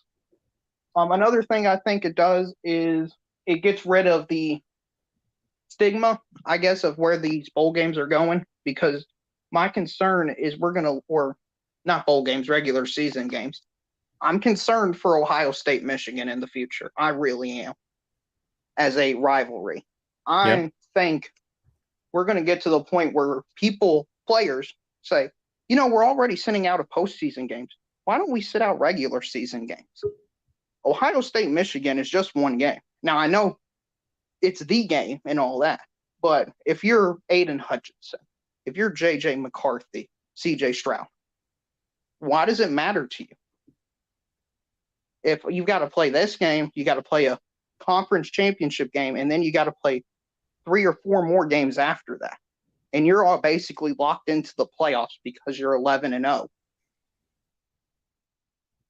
You're absolutely right, because we look at it as these hallowed, sacred games. Some of them do. Some of them grew up as college football fans and loving their team or whatever. So there's a little part of that. So I'm not going to discount that. But generally, they look at it as they're businessmen. This is their profession. And what's their profession all about? It's getting to the NFL draft in good shape. So if they've put enough on film, they don't need to put any more on film.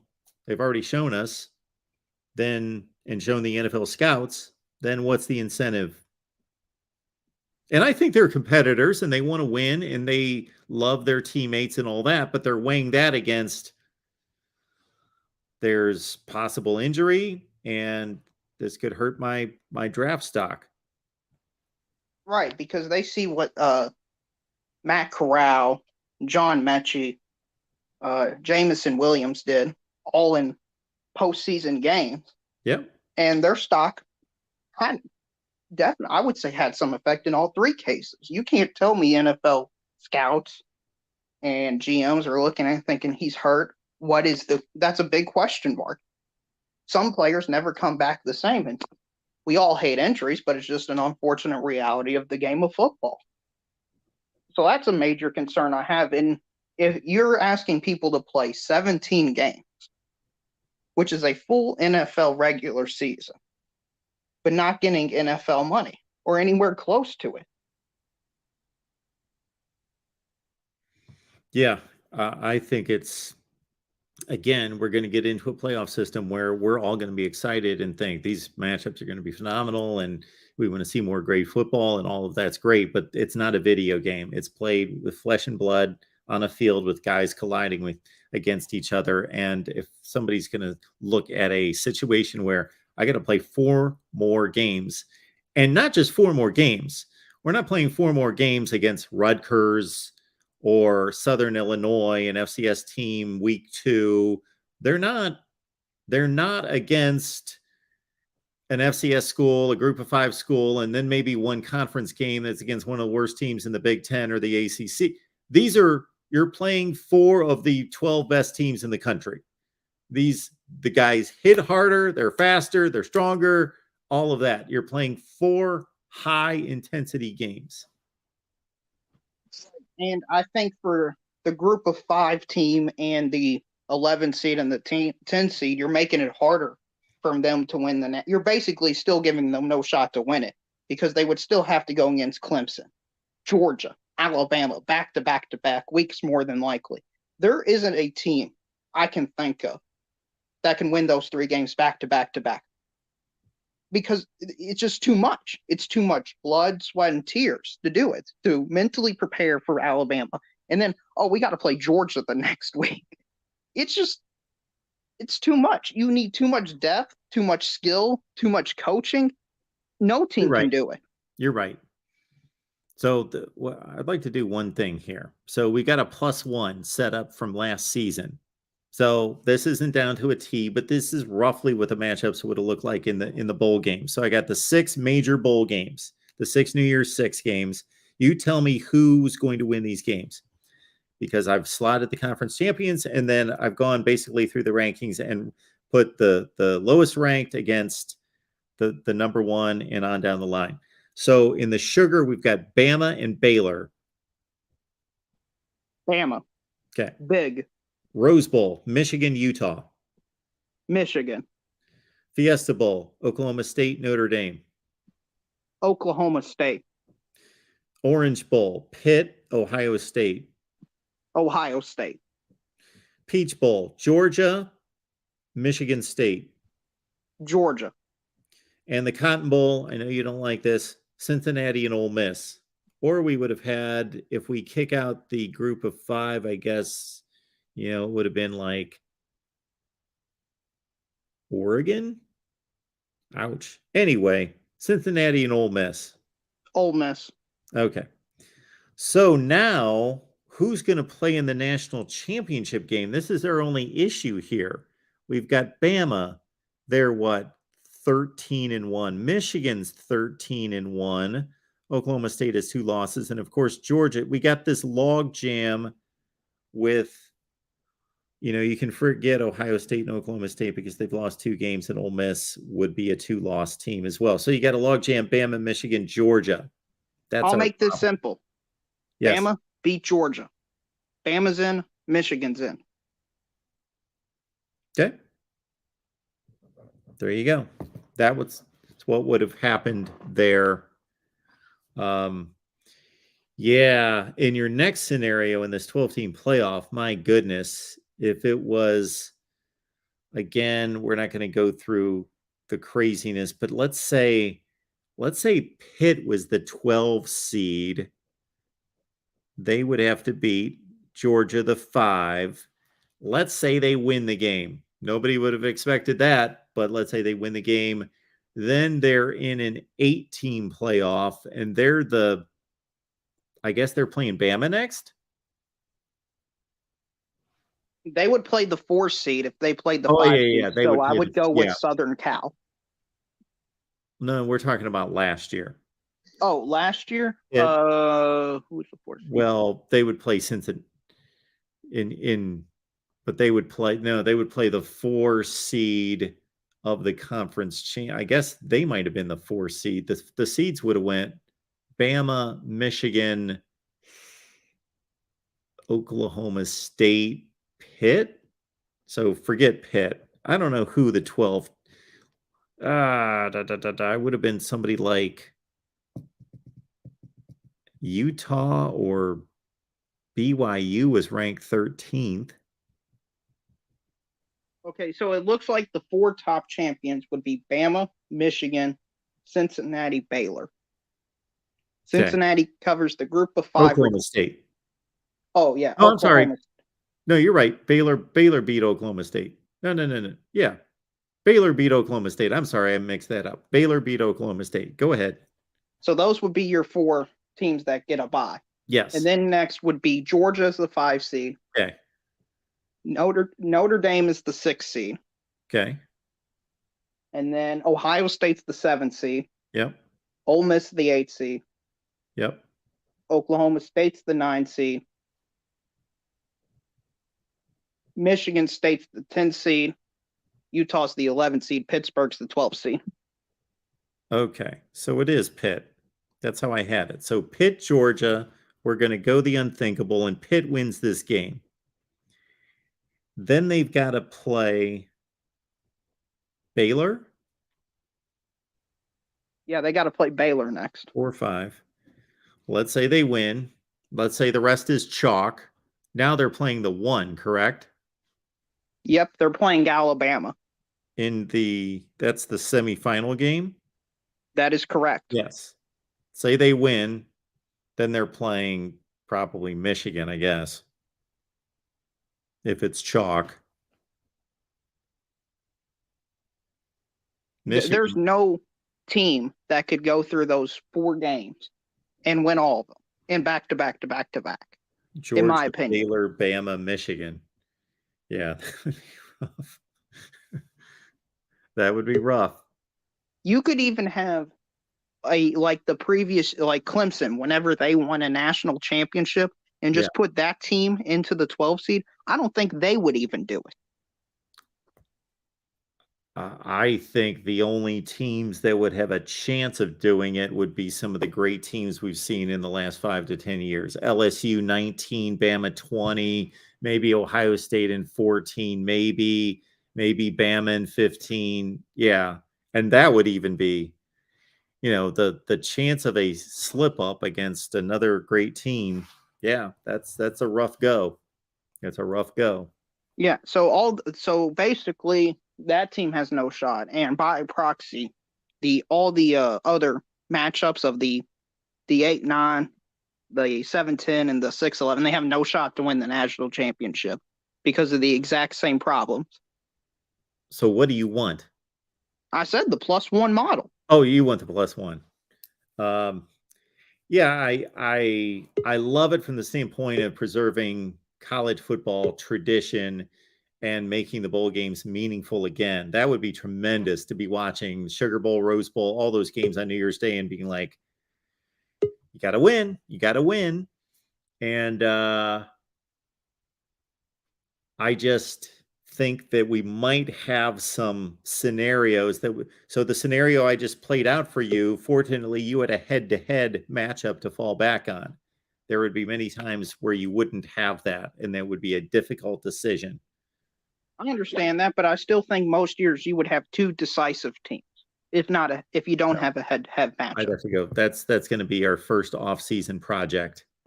Is we're going to go through the last, 10 years or whatever, and do the +1. Or how about a semifinal? How about a playoff? And that might be a little bit too much. Or it's less than what we're being proposed right now. If we had a +4, if we had a not a +4, +2, if we had a semifinal out of that. So yeah, you'd have I don't Bama, think we need Michigan. a plus anything. I think the things you need to fix is the bowl structure, and the next most important thing is the parity among the top teams. I think if you fix the parity among the teams, because this is setting up to be a Who's supposed to fix that though? That's up to people that's up to the universities and the programs to fix. oh, that's nobody's fault. That's not It's just one of those unfortunate realities where there's a select group of teams that is clearly better than everybody else. And what I think the college football fans and public and media are trying to do is try to get new blood into the national championship game. So they're going to throw a bunch of teams out there, and then what's going to really happen is we're going to see this massive gap between Alabama and Utah, and that's only going to create the perception even more that, oh, these are really 2 different classifications of football. Yeah, beyond the other classification of football. Right. We're gonna have 2 classifications, G5 to P5 and P5 to Bama.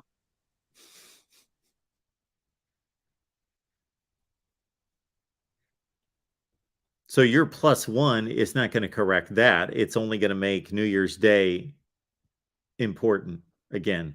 Right, because I'm not trying to I don't think it's a problem that Alabama, Georgia, Michigan, Ohio State are the 4 best teams. My goal is to embrace it. This playoff format, in my opinion, is trying to destroy that. Yeah, well, I would love to get back to the 1980s when if you picked up a preseason publication, you didn't know who the top 15 teams in the country were going to be. It was all jumbled up every year. It was different all the time. You didn't pick it up like you do now. And every year it's some order of Ohio State, Alabama, Georgia, and Clemson are your top 4 teams in the country every year in some order. And then it actually plays itself out to be exactly that. I know this is way beyond you in terms of your age, but in the 1980s, my goodness, if you looked at the SEC every year, you didn't know if Auburn was going to win, Alabama was going to win, LSU was going to win, Tennessee was going to win. You had no idea. You had really not any idea 1984, 85, 86, 87 that you didn't know. You didn't know who was going to win the Big Ten. Ohio State, Michigan, Illinois would win the Big Ten. Iowa would win the Big Ten. Michigan State would win the Big Ten. Those teams have no shot. Well, Mark, I heard BYU was really good in one of those years that you listed off. Well, sure, because they beat the, 97th best schedule in college football. Yeah, I know. I'm just having a little fun with you, but there's going to be a great set of games tomorrow. Yes. I believe the top seeds are going to all blow out the bottom seeds as usual, unfortunately.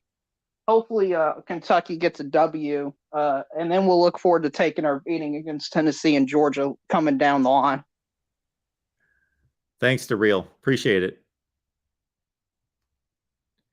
All right, let's keep it going here at the Voice of College Football. We got Chris, we got Jordan. We'll knock out these calls. And again, we kind of dove into something that probably didn't necessarily bore anyone. I hope not, but we should have like complimentary graphics to go along with it. And we'll attack all these things as we do each and every off season. Chris, what's going on tonight? Oh, I just was going to get your angle, I guess, on something I guess you kind of already talked about. And I don't, like I say, if it's something you said people don't want to talk about, then we can move on. But did I understand correctly that you were going to replace Cincinnati with Mississippi in the championship last season? Was that kind of one of the things you thought was?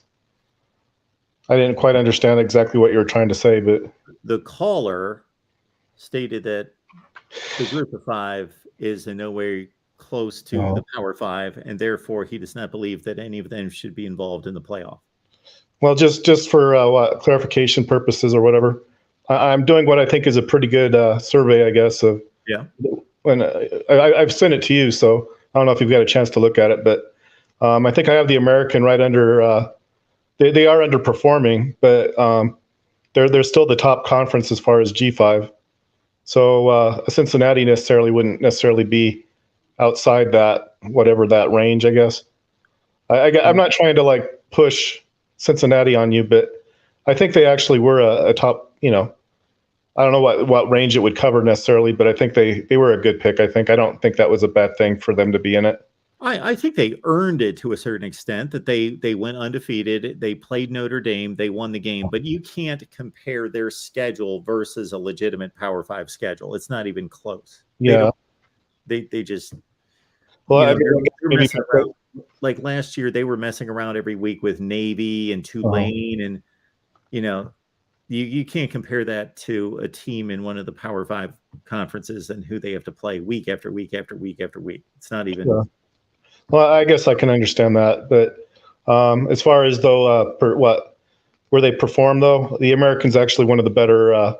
If you had to pick a team from a conference, I think you can't really do much better than the American. Is kind of where I don't know that there was another team that would have been. In the last 10 years, that conference has played the best against the Power 5. Absolutely. I don't know necessarily that they're as good as probably not necessarily as good as a P5 that. I mean, if that was your point, I guess I might even agree with you that maybe they could have put like a Baylor or was it Baylor that won the Big 12? I thought it was. Yes. Okay. Well, that might not have been a bad thing, except that I think that Baylor had 2 losses, though, wasn't it? I think they kind of had a. Correct. Okay. Well, that would I'm sorry. The American Conference this year is 3-14 against the Power 5. Yeah. Well, that's not very good. No, I tend to agree with you on some of it. I just seem to think though that we don't necessarily want to leave them out though. If you have a team like I don't know who it would be necessarily, but like for example, Air Force, if they hadn't lost to Wyoming, which they did, but I mean, I'm not saying they would necessarily make it much of a challenge, but I think if we have a team like that though, I don't know that we want to necessarily just leave them out just because they're in the Mountain West, even though the Mountain West isn't especially very good. I understand that. Well, here's my claim, Chris, and you can let me know if you agree with this.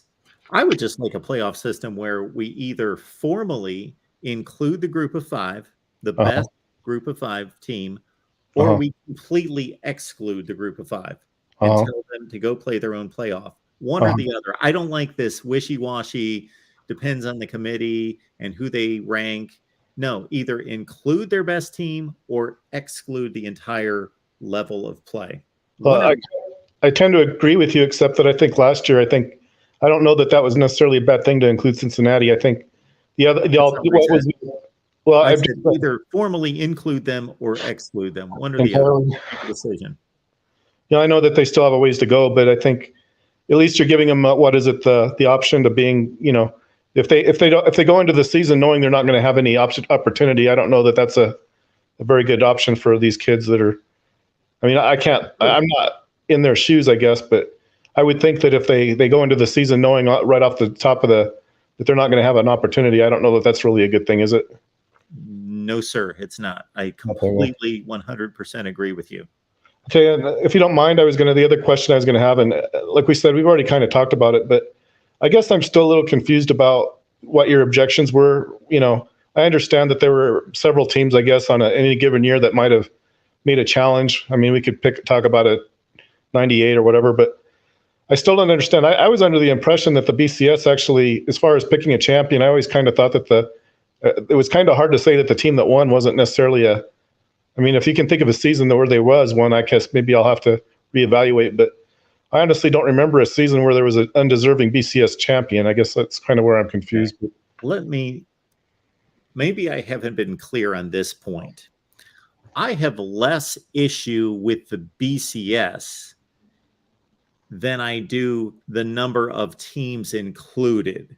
Like if you took the BCS in any given year and said, we're going to have an 8-team playoff and we're going to use the BCS system, then I would have to review that 1 through 8 list each year to see, because I believe the conference champions should be included in the playoff. Right. But most likely they would be included in the playoff in all those years. I'm sure there would be some outliers. 2005 Florida State was an 8-4 team. They would be excluded under the BCS, but most of the time, 90% of the time, they would include all the conference champions. So I had more issue with the lack of inclusion and just limiting it to 2 teams. Because really, Chris, I think that the more playoff teams that we include, I'm not saying the more the better, but the more that we include, the more we could take you, we could take me, we could take Jordan, who's waiting, we could take any knowledgeable college football fan. The more we expanded the list, right? And you could come up with a list. Like if we all at the end of this season said we're going to have a 16-team playoff and we're going to take our 100 most knowledgeable college football fans, and we all are going to list the 16 teams that we believe should be in the playoff, we're almost going to be exact. Yeah, I don't even know that that's even a question. I think, in fact, that was the other point I was going to ask you, and I don't know how closely you follow this, but I know the BCS has been retired for quite a while, but yes, I don't know if you're aware of this or not. It's called BCS Know-How. It's just basically and it can't be the same because they don't think they have the same, but it gives basically the same thing. And I guess my point with it is, apparently there's really no difference, I think, in terms of which teams have advanced.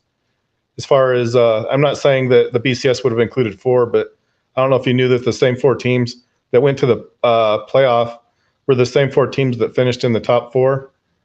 It's kind of the same. I mean, I don't think they're not necessarily the same position, but so there really hasn't been any, as far as I can tell, any disagreement between what the BCS poll might have done and what the CFP committee has done.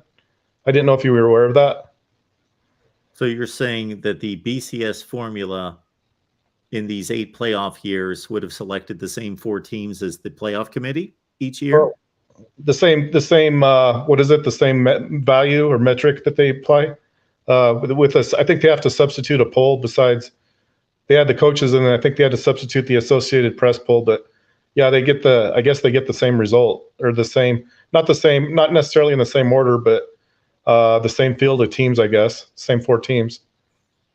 And then I think that's good because I think it says that if nothing else, I think it says that we can probably trust the result to give the right result as far as the title game. Well, I have never criticized the committee from this standpoint, even though I think I know that they changed their stated criteria. They have been very inconsistent because they box themselves into a corner, then they have to explain themselves. And so they have changed their, at least public, declaration of their criteria through the years. So my issue is not with the committee. I think that they've done a reasonably good job. They don't explain themselves well, and they change their criteria, but their final decision has always been reasonable. I've never had a huge issue with any of their final decisions. I have an issue with the format.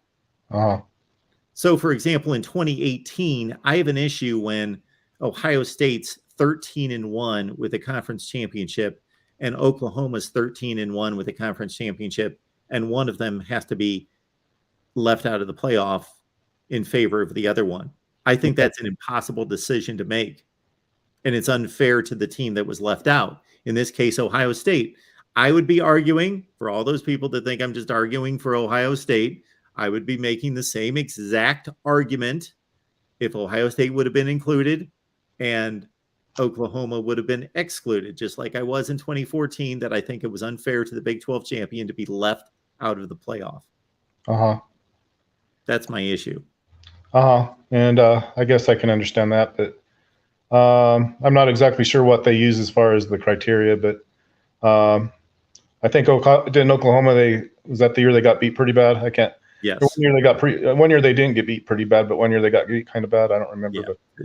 But, it doesn't really matter. I just that's neither here nor there. But I guess my point might be just that it kind of fixed itself, I guess, maybe, or unless you think that Ohio State might have done better, which I guess that's possible.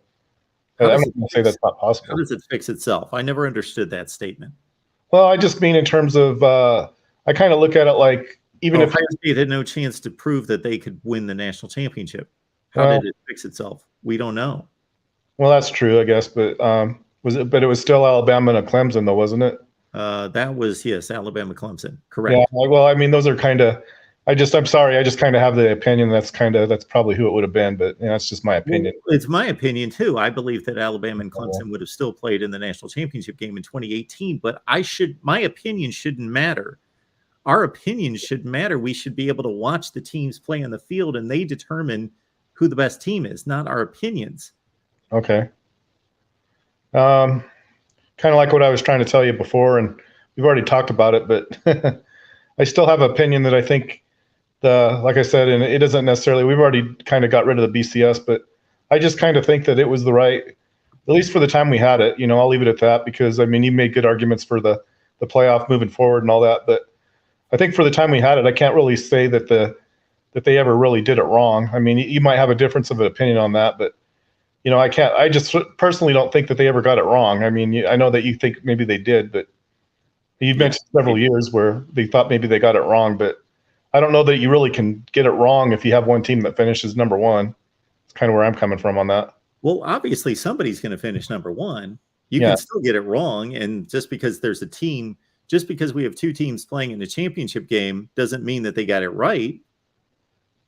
Obviously, as long as there's a championship game played, then somebody's going to finish number one. That doesn't mean the BCS or any system got it right. If I had a system and I declared today that Wisconsin and Auburn are playing in the national championship game, that doesn't mean that my system's right just because we're going to have a championship game with a team that's going to win the game. But my point about the BCS, Chris, is not necessarily that it got it wrong in any particular years, even though and one night, Chris, we'll bring you on here. We'll go through every year of the BCS, and I will outline for you what I believe was correct or incorrect. But it's not so much that I thought it got it wrong, but that there were teams excluded that had just as much of a resume and just as much of a valid claim to be in that game as one of the teams that was in the game. Sure. For example, 2013, Auburn's playing in the national championship game, right, as an SEC champion with one loss. Sure. Michigan State is not playing in the national championship game as a Big Ten champion with one loss. And if you look at the resumes, they made it to the Rose Bowl. I don't know how that's a consolation. You've stated this before, Chris, and I understand it's great to go to the Rose Bowl, but that's not the national championship. Okay. It's the Rose Bowl. Sure. And in 1985, that would have been phenomenal, but in 2013, that's a consolation prize. I guess that's not the championship. These guys, we're trying to determine the championship. Well, no, I guess and again, I'm not trying to interrupt you, Mark, and I actually, whether you believe it or not, I actually have a very high opinion of you. Well, I appreciate that. I have a high opinion of you too. You have a depth of college football knowledge and historical knowledge and so forth. I just don't always agree with your system. Well, you don't have I still don't even have a handle on what it is, but well, I'm not sure I do either. So, but anyway, I guess my point is with the BCS, I guess if we're saying that, we dug on it, we're out in the Rose Bowl. We don't get, if that's really the state of the football, I don't know. That's kind of a reflection on I just kind of think that's a pretty sad reflection on the way things are. well, That's really the way it is.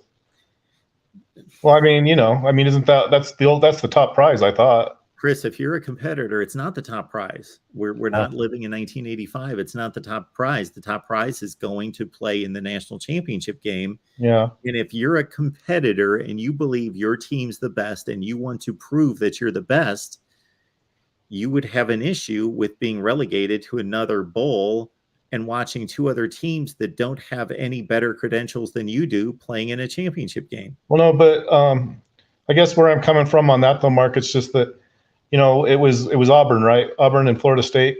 Yes. I kind of think that whether it was by design or whatever, I'm not so sure that isn't the way it should have been regardless.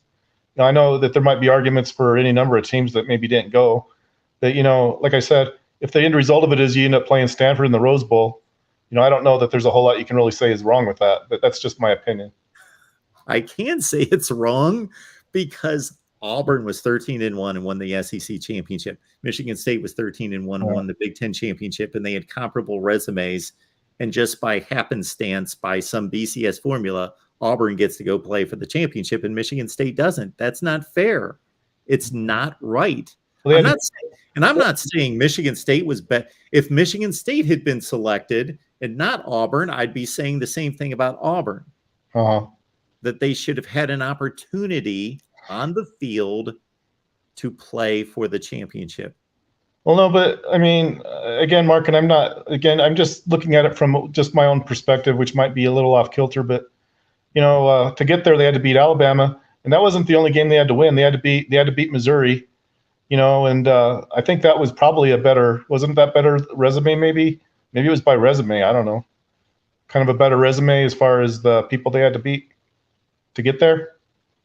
Well, we can squabble over the resumes. Of course, they weren't exact, but the point is that they were comparable. Well, I guess my point is I don't know that what the objection is a big objection because they got to play Stanford. I think they actually beat Stanford, didn't they? Yes. So they did get a championship. It just wasn't the national championship. So, I don't know how that's such a bad deal for anybody, really. You've won the Rose Bowl. That's something you can tell your grandchildren about. Absolutely. It's a tremendous accomplishment. There you go. That's kind of where I'm coming from there on that. That's just what I think. I think Absolutely. It's a tremendous accomplishment to win one college football game. Does that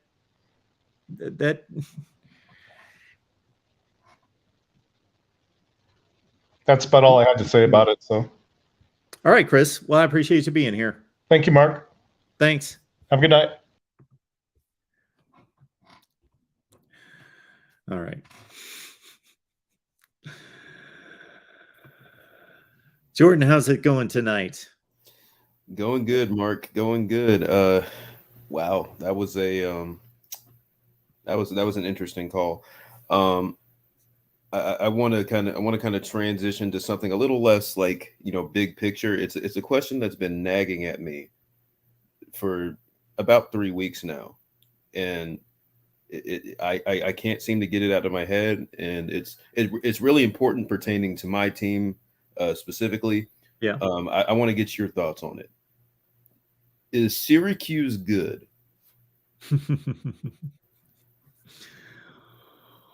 Well, Jordan, if you've watched me at all, my next question is going to be define good.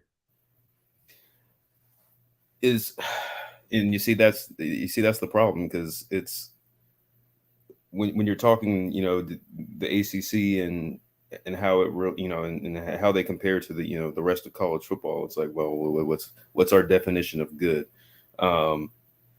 Because they're undefeated, and that goes a long way. That should be taken into account. But they have gotten by. They've been skating by in a lot of their games recently. They probably should have lost to Purdue. Yep. Probably. I mean, Virginia was in doubt, and we know Virginia is not very good right now. I guess if I had to put a definition on it, so is Syracuse capable? It's probably easier to just put a win on it, or like a win total on it. Can Syracuse win 9-10 games? Okay. Can they win 9 games? So they're at how many games in the ACC? Are they 2-0? I believe so. They beat Louisville and Virginia. And Virginia. Yeah.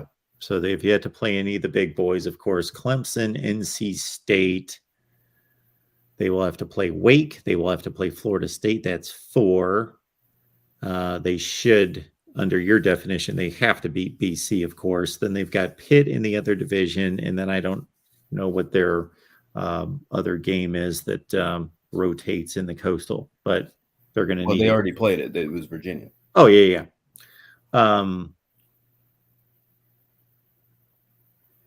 That means that they have to beat one of the 4 of. So I will liken this Syracuse team possibly to the Syracuse team that we saw in 2018. I remember them well. Yes. Yes. Eric Dungy. Was that team good? If you looked at their record, yes, they were good. They got to play a West Virginia team in a bowl game that was without Will Greer and one of their playmakers on the outside. I can't remember who, and their left tackle, who was an NFL draft selection. So anyway, West Virginia was a bit gutted, and Syracuse won the game, finished 10-3, 6-2, but they lost to Notre Dame 36-3. They really didn't beat anyone that good, aside from, of course, that was, of course, the 2017 team beat Clemson. Of course, that was the Chase Bryce game, correct? Yeah, against Clemson. Chase Bryce had to come in, Bryce game, pass on 4th down. Yeah. Yep. So they gave Clemson a scare. To their credit, that was a really good game. But other than that, it was kind of paper thin, 10-3 season. I don't think that they were really that good, but they managed the schedule. They got through, and they lost to that. They also lost to, I think they lost to that 7-7 Pitt team that won the Coastal. Yes. Got housed by Clemson, and then can't remember who they played in the bowl game, but that was just weird to finish with a 7-7 record. But I always remember that Pitt team. Yep. So I liken, from a quality standpoint, this Syracuse team to that Syracuse team. So they could, let's say they knock off Florida State, but they get drubbed by NC State, Clemson, and Wake, and they finish 9-3, and they get by in those other games. They beat Pitt by a field goal, and they, so by a razor close margin, they continue to do what they're doing, but they get exposed by the teams that they should get exposed by, and they finish the season 9-3. Well, that looks good. That's a really good record. They're going to be 9-3, and there's going to be other teams in the country that are going to be really good that are 9-3, but Syracuse isn't going to be one of them. So I think this is one of the 40 to 45 best teams in the country. I think they're in that range. I tend to agree. And I mean, it's really surreal just, seeing a number next to their name, and you're just like, and they keep getting, they keep finding ways to win. It's really weird. And my number next to their name is much higher than everybody else's. That doesn't mean that I believe they're that good, but it's a resume.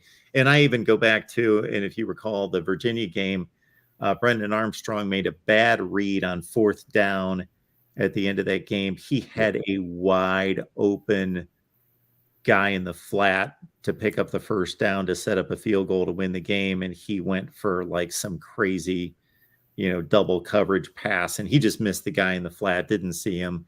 Or I don't know how good Virginia's kicker is. I know he kicked a game winner against Liberty, but most likely they're in the dome. He's going to kick the game winner. And if and Jordan, this is how I kind of draw conclusions of games sometimes, that if Virginia was in exactly the same situation, but Syracuse would have covered up that receiver, and they also would have come off the edge and strip sacked Brennan Armstrong, or just because of coverage would have forced him into a bad throw or to throw it away or whatever, then I credit Syracuse for making a play to win the game.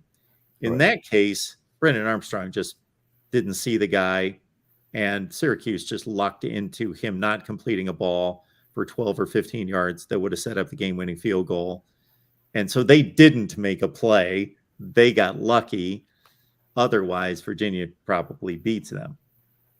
Yeah, and there are people that that they have like those luck ratings and like their power ratings and stuff. I'd be really interested to see where Syracuse falls on that list, because it does seem like they've they have a couple blowout wins, but they've been in some tight ball games, and they're just skating by, and it's really weird. And to your point about Virginia, I wanted to talk about that a little bit, because it's just been really mind-boggling, the regression on offense, with granted new offensive line group, pretty much completely different offensive line group, but same quarterback, same receivers, like all the same receivers, like nobody's gone, and a couple guys are back. It's been really puzzling just to see them struggle as bad as they have. I mean, I don't know how much you've watched of Virginia, but like, what do you, I mean, other than the offensive line issues, it's like, why have they looked so poor? Obviously, it's also a new coaching staff, but why they look so bad? Yeah, that's a great question, and it's the same. I've thought the same exact thing. That's been my same thought process about Virginia football, because I thought, when Sam Hartman went down prior to the season and we didn't know what his situation was, I thought of him and Brennan Armstrong as not being the best quarterbacks in the country, but the most important quarterbacks in the country to their teams, the most valuable players to their teams, because Brennan Armstrong passed for the most yards per game last season. Yep. And they were phenomenal. And the game that slapped me in the face was they go to Illinois with, again, the same quarterback and same receivers. Housed them last year, destroyed them last year. That game, I remember for some reason they kicked off at like 11 a.m. for some reason. There was something going on. 11 a.m. So I watched the first quarter of that game, and all was going on where receivers were running wide open and Brennan Armstrong was carving up Illinois. Yeah, it was just a complete annihilation. Threw for like 430, 5 touchdowns. This year, they go to Illinois. He throws for like $130, couple picks. They don't even score a touchdown. Right. And I'm like, what is going on? They need a last-second field goal to beat Liberty. They only put up 16 points. We got this Syracuse game. They only put up 20. That's the only game I watched. So I haven't seen them other than that game against Syracuse. They nearly lost to Old Dominion. They put up 16 on Old Dominion. Oh, that's the game I'm thinking of. Not Liberty. It was Old Dominion. Yeah. Where they put up the last-second field goal. Yeah. And his regression has been just really strange to see. And their wide receivers, guys like Dontavian Wicks was an 1,000-yard receiver last year. Yeah. And now I think he leads the ACC in drops. And, it's, among Clemson fans, there's still a lot of, I wouldn't say there's still some negative feelings left over from the Tony Elliott era. There were a lot of things that he did that Clemson fans weren't a fan of, and I don't know how much of a connection it is that as soon as Tony Elliott leaves and goes to Virginia, all of a sudden Virginia's offense falls off a cliff. Mm-hmm. But it's really been one of the most shocking stories in the ACC, and as a whole, the conference's quarterbacks in general, it's kind of been topsy-turvy. Like a lot of the quarterbacks we expected to be at or near the top of the conference have been underperforming. Like Tyler Van Dyke as well at Miami, and Devin Leary hasn't been bad, but he was preseason player of the year. He's just been so. And then guys that people weren't so high on, like Jordan Travis, and obviously DJ was coming off a pretty awful year. They're balling, playing lights out. Garrett Schrader at Syracuse. So I don't know what to think anymore with this conference. It's like nothing is a given. But it's just been it's a really interesting conference race. And when you brought up Brendan Armstrong and his struggles in the offense, it Right. also brought me back to one of these kind of off-season, what the ACC network, the SEC, the Big Ten, they put together those little kind of mini documentaries, and they talked to Brendan Armstrong and just him going through the conversation he had with Tony Alford and deciding whether to go into the NFL draft. And he just had such a desire to come back, thought that they could really make a push to the ACC championship game, and just felt kind of bad for him. I thought, that this has not worked out. No, it is not. And just it's going to be a really, really interesting, especially in the Coastal. Just that is a dumpster fire of a division right now. Who do you think comes out?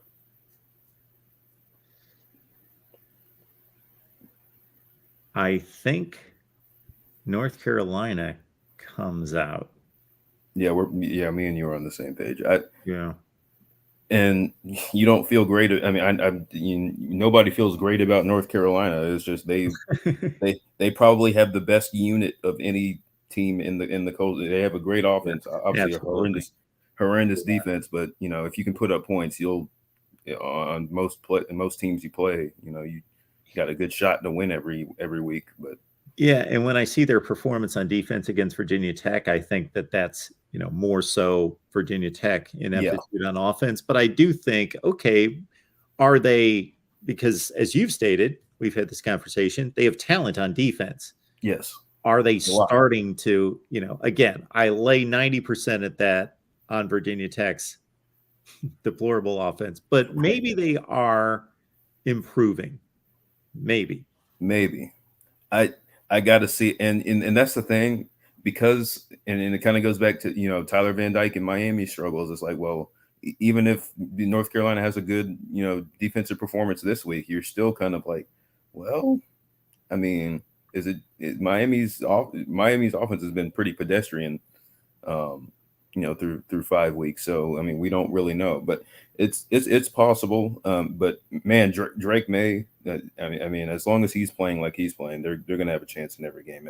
I think does he already have 20 passing touchdowns? I think he does, which is pretty insane. 20 touchdowns, like 1 pick, and I think he's already he's already 10th or something all time in UNC passing touchdowns, and he started 5 games, which that just tells you everything you need to know. Last thing before I get off, and Daryl is asking me about it. Do you think Scott Satterfield is toast? Yeah, I do. There's a mathematical possibility that he survives if his team can turn it around and beat teams that they're not supposed to beat, but they're already losing to teams that they're not supposed to lose. So that turnaround would be phenomenal. So yeah, I do think he's toast, because they're 2-3 right now, something like that. Yeah, so they've beaten UCF and somebody who's another G5. No good. They were fortunate to win that UCF. UCF lost that game more than Louisville won it. When just watching it, there was a pick in the end zone with about 2.5 minutes left. UCF was about to score. Yeah, John Rice Plumlee threw a pick. I don't know where he was going. Anyway, so they're looking at a pretty rough road here. So they got Virginia, sure. They have to win that game. Yeah. But man, after that, they still have Clemson, NC State, Wake, Kentucky, just in terms of an overall record, because obviously the ACC is out of sight. So do they win 2 to 3 more? Yeah. If he goes 5-7, it's going to be tough for them to finish 3-4 the last 7 games to get to 5. I think it's done. And I legitimately thought this was a year, like, just from everything I'd heard, like the confidence that was coming out of Louisville, like I think they genuinely felt like this was the best team that Scott Satterfield has had, and it has not come together. The defense, couldn't stop Boston College. Yeah. And that's a whole nother can of worms. I mean, the only thing I could see that saves him is the recruiting class that he's put together. Yeah. But you gotta think, it's like at a certain point, it's like, if it's, I mean, how confident are you that, this recruiting class is going to make all the difference and you're going to start seeing the results that you want? Because I don't know how you underperform this badly with a quarterback like Malik Cunningham, with the talent you've had at the skill positions. Like, they develop really well on the offensive line more often than not. Louisville is one of the most puzzling teams in the conference, because it's like every year it's like, man, this is the year. They're a dark horse for the Atlantic. They can contend. This is the year, and it's ever since Scott Satterfield's first season, it's just been disappointment over and over and over again. And I think it's just time to rip the Band-Aid off and get somebody else, because it's not working. The more we get into this NIL era, the more administrations are going to have to determine, in a situation like Louisville, where I still think recruiting is about building relationships and grinding and hustling and doing all those things, and flashing the facilities and the rings if you have them and all that business. But the more NIL becomes a deal, that regardless of who the coach is, the university has built this NIL collective and built those relationships and been able to make that a benefit to recruits. So they got to figure, has Satterfield really upped his game, and his coaching staff are going out and building this recruiting class, or is this our NIL collective, and whoever we plug in here is going to have the same benefit and be able to do this? So maybe even the recruiting class isn't a gold star on his resume. Well, and I tend to agree. And considering who they have in the class, Pierce Clarkson, who played tonight for St. John Bosco. He's the son of Steve Clarkson. And he's a big name as out west quarterback coach. He runs a camp. Louisville has a ton of alumni connections out west. I don't think people realize how expansive their alumni network is, but they've got a lot of people and they've got some wealthy people in a lot of different places. But and Pierce Clarkson is in the class, and obviously having his dad's connections, they have a ton of West Coast kids in that class, highly touted West Coast kids, and it's not hard to see why Louisville's class is the way, because you go back and look at Scott Satterfield's classes before this past season, pre-NIL and all that, this wasn't even close to top 15. So does the class stay together if Satterfield is fired? Who knows? But I think you gotta rip the Band-Aid off regardless. But it'll be interesting. There was a report that came out that the Virginia, if I don't know how true it is, but if Louisville loses the Virginia game, that they could make a move. But I think that's silly. I mean, if you're going to fire him, just go ahead and fire him. I don't get the, man, if you don't win this game, this is when it's going to happen. If you've determined he's not the guy to run our program, then regardless of whether the team plays a decent game and beats Virginia, or they play a little less decent game and they lose to Virginia, you're deciding a coach's fate based on a couple drives of a game. You either won 23-20 or you lost 23-20, and you're really going to make that your deciding factor in keeping a coach around for another week or two or a month or whatever. Yeah. It's asinine. I hope that's not true, because that's as far as running an athletic program, that's not how you should. Yeah. And I remember hearing that same report about Brian Harsin. Yeah, that's a Yes. very, very silly way to go about doing things. That's where perception and public relations comes into it a little bit too much, where it looks bad if you've just fired a coach who just won a game. And I get that. But again, you've made the determination. He's proven not to be the guy.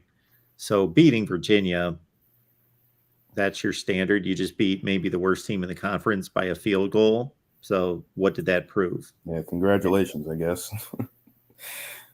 All right, Mark. Thanks for the call. You guys, make sure if you haven't already, hit that like button, hit the notification bell, so you guys know when Mark goes live. And if you guys haven't already, please, consider joining Patreon. It is a awesome place. You get access to a lot of. I know we harp on about the Discord and all that, but you get tons of other features. It's really a great time. And we're really trying to build this community. So if it's $5 a month. If you got that to spare, that'd be awesome. And you get to talk college football 24/7 with me and with Tim. A lot of guys that you see in the chat right now. And Mark is, and you obviously get to interact with Mark as well. So it's a great time. So please consider it if you haven't already. Thanks, Mark. I will talk to you later. Jordan, I'll say one other thing. I appreciate all of that. Certainly.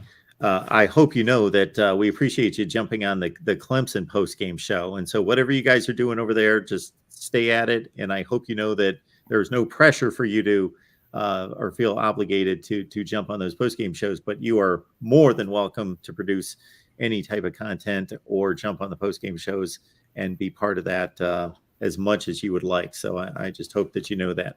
Yeah, thank you. And I've been having a lot of fun doing it too. So, I really appreciate the opportunity. It's fun to just, talk college football and with a bunch of, other Clemson fans. And so if you guys, and non-Clemson fans are welcome too, please, consider subscribing to all the team channels. Go to check out the Clemson channel. We do a lot of Clemson pregame and postgame shows.